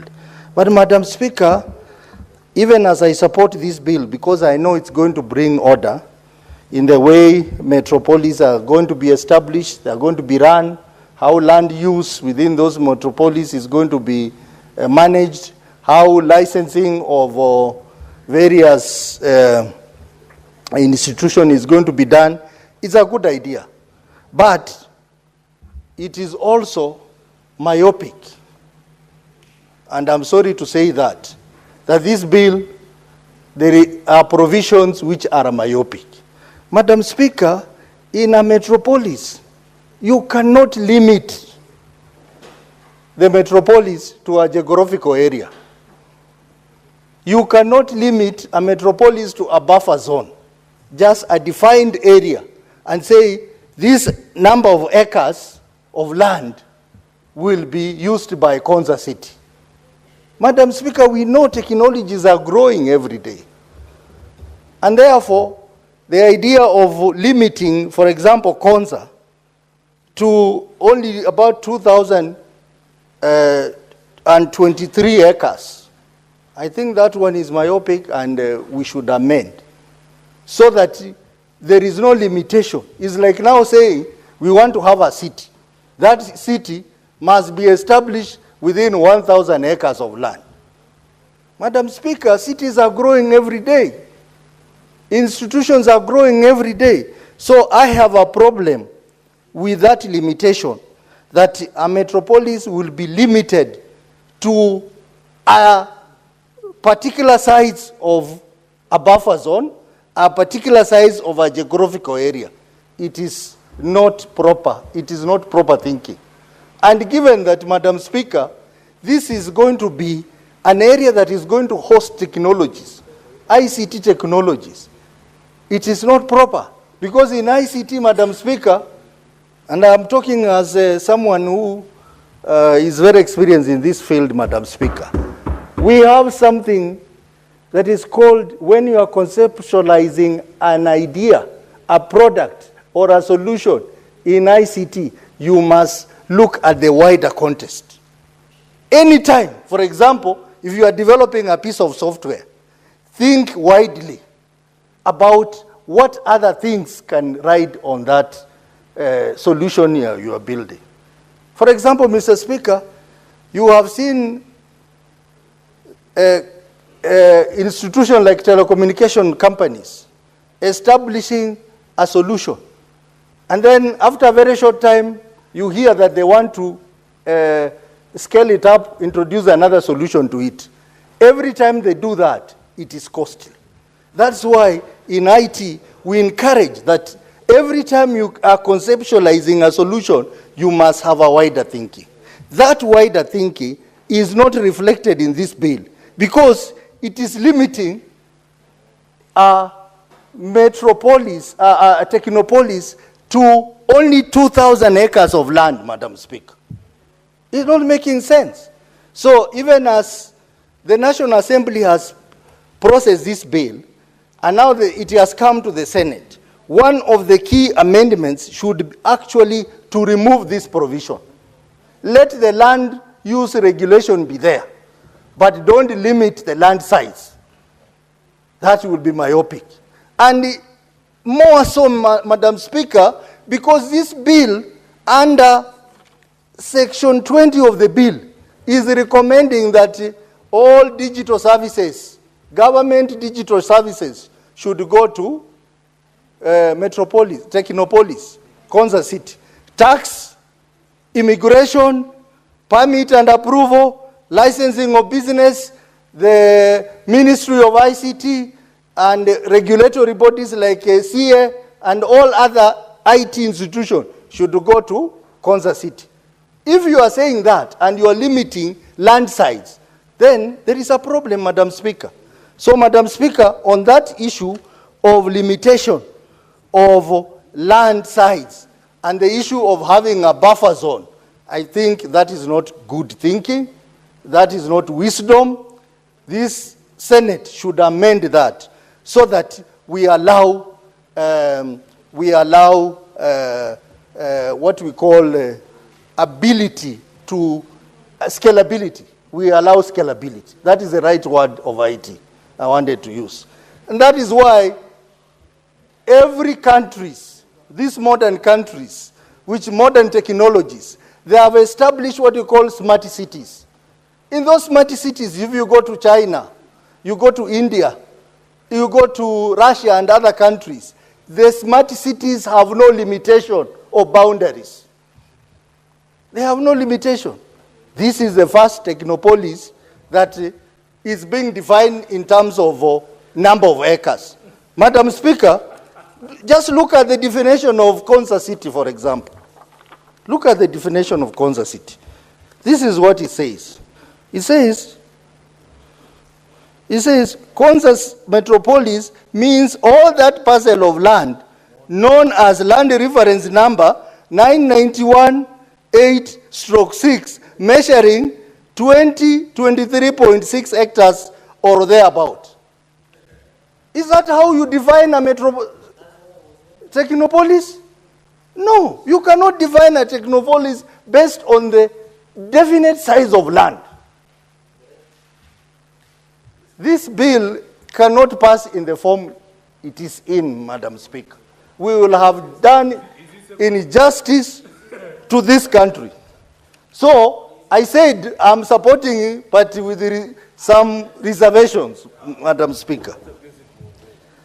Madam Speaker, if you look at the function of the authority, that the authority will allocate land to investors. I mean, are we going to take away the work of Ministry of Land and give it to this authority, or National Land Commission and give it to this authority?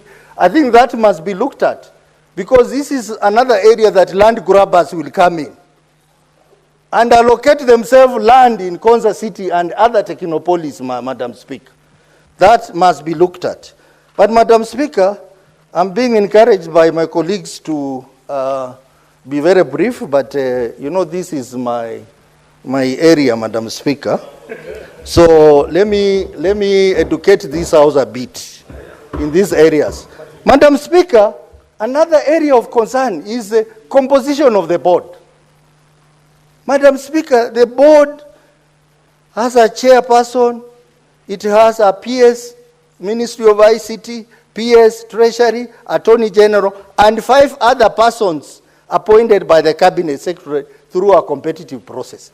I want to say that the reason why this country cannot maximize on its huge resources of human resources in the ICT industry is because institutions that are supposed to be headed by people who understand technology, people who understand IT, are being headed by people who have no idea about IT.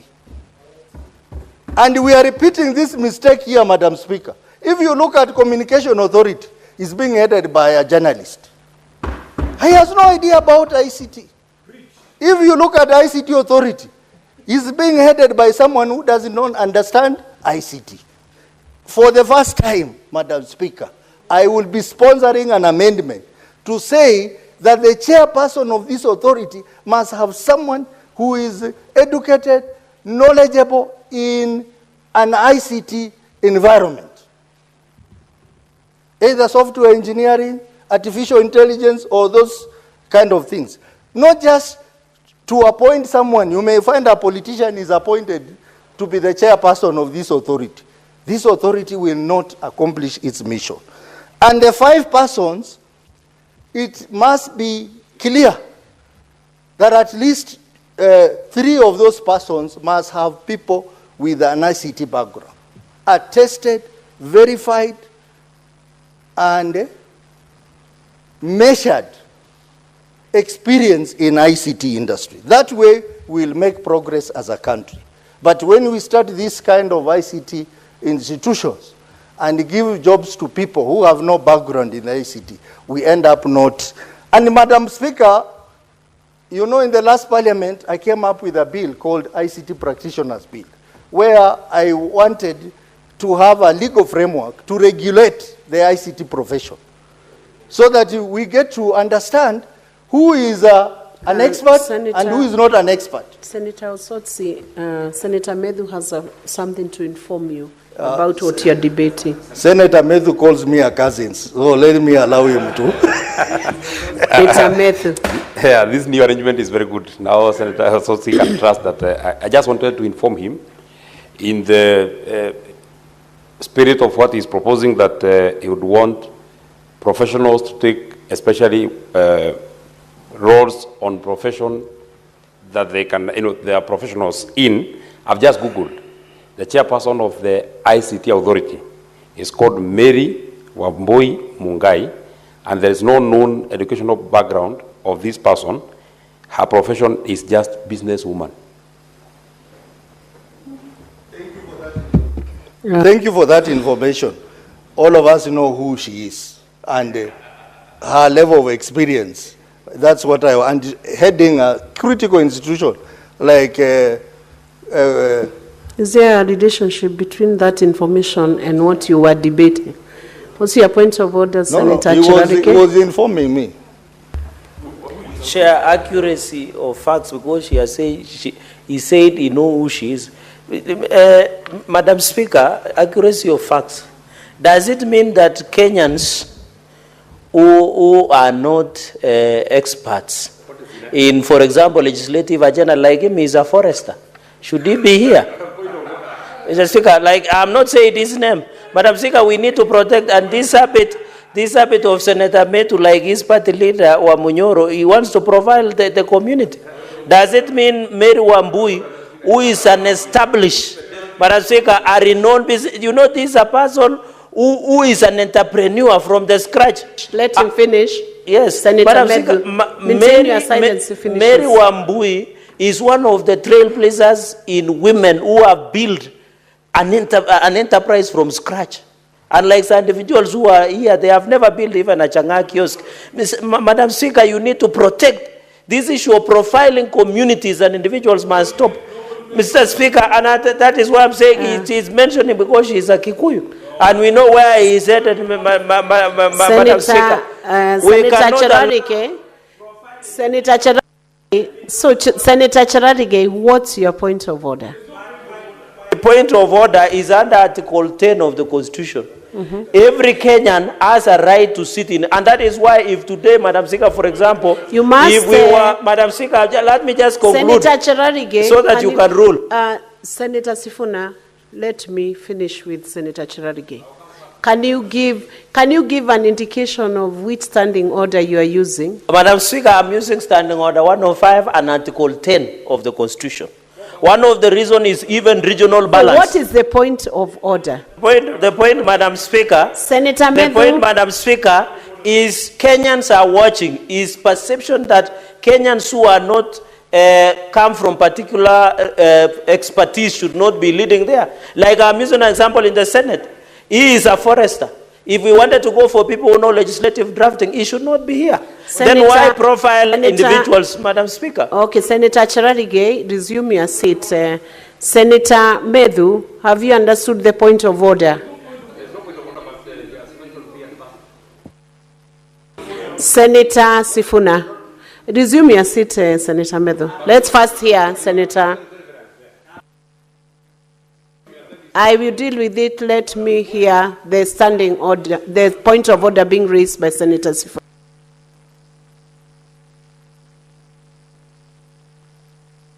Give him the mic. Go to this. Okay. Madam Speaker, I rise pursuant to Standing Order 121, 1B.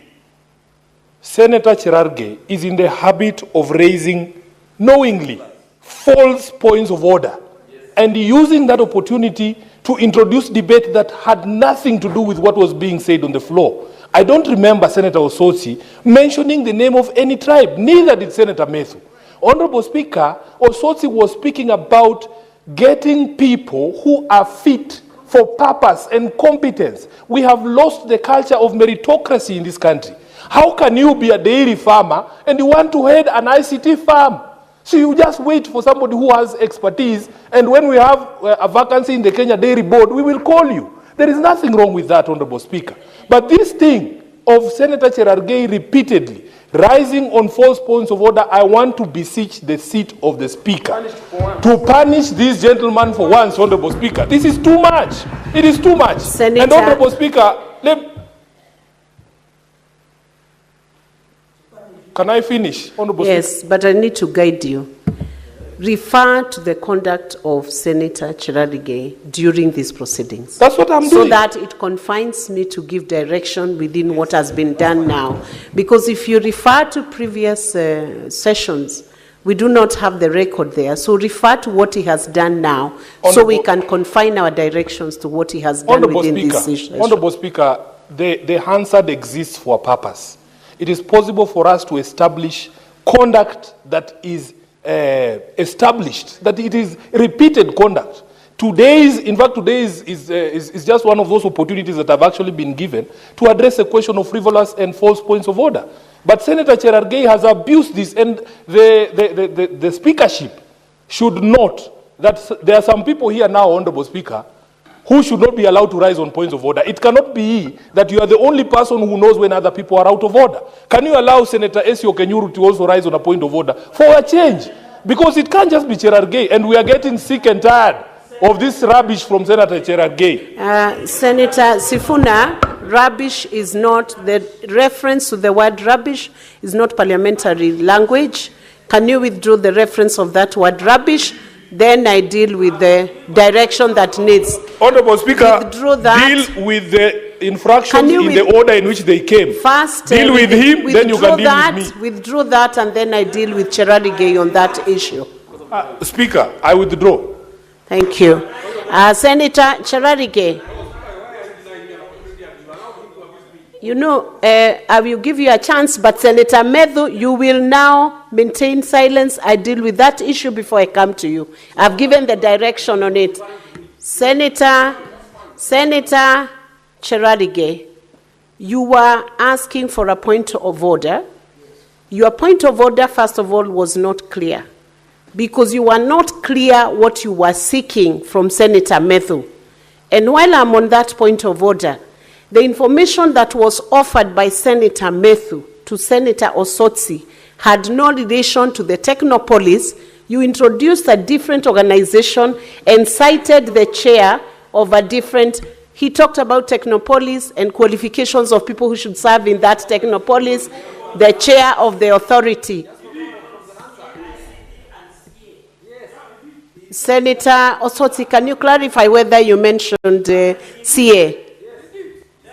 He's here. Yes. Can you let him clarify for me whether he did? Senator Osotsi, did you mention CA or ICT? Madam Speaker, I mentioned Communication Authority.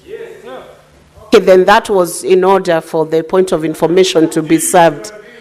So, Senator Cherargei, regarding your seeking points of orders on several occasions, it is true that you do seek for many points of order, but I will refer to the one that is with respect to these proceedings. And sometimes the points of orders you seek are unusually more than the rest of the senators. That is a point that can be clarified from the Hansard. Don't use unparliamentary language. You are only implored, Senator Cherargei, to be more reasonable when you are seeking the point of order. For instance, now, the senator is raising his hand when I'm the one who is addressing and giving direction on your point of order. So, Senator Cherargei, I think it is good you be reasonable in your attempt to seek. While it is your right under the standing orders, it is important to be reasonable so that your points of order don't become disruptive to the debate and to the flow of thought of a senator who is on his feet. Senator Medhu.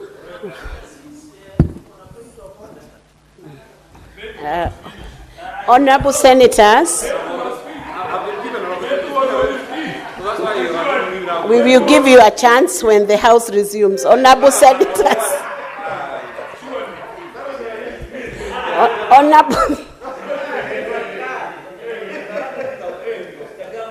It is now 6:30 p.m., time to adjourn the House, the Senate. The Senate therefore stands adjourned until tomorrow, Wednesday, 23rd July 2025 at 9:30 a.m. Otsotsi, you'll have a balance of 7 minutes to finish seconding that motion.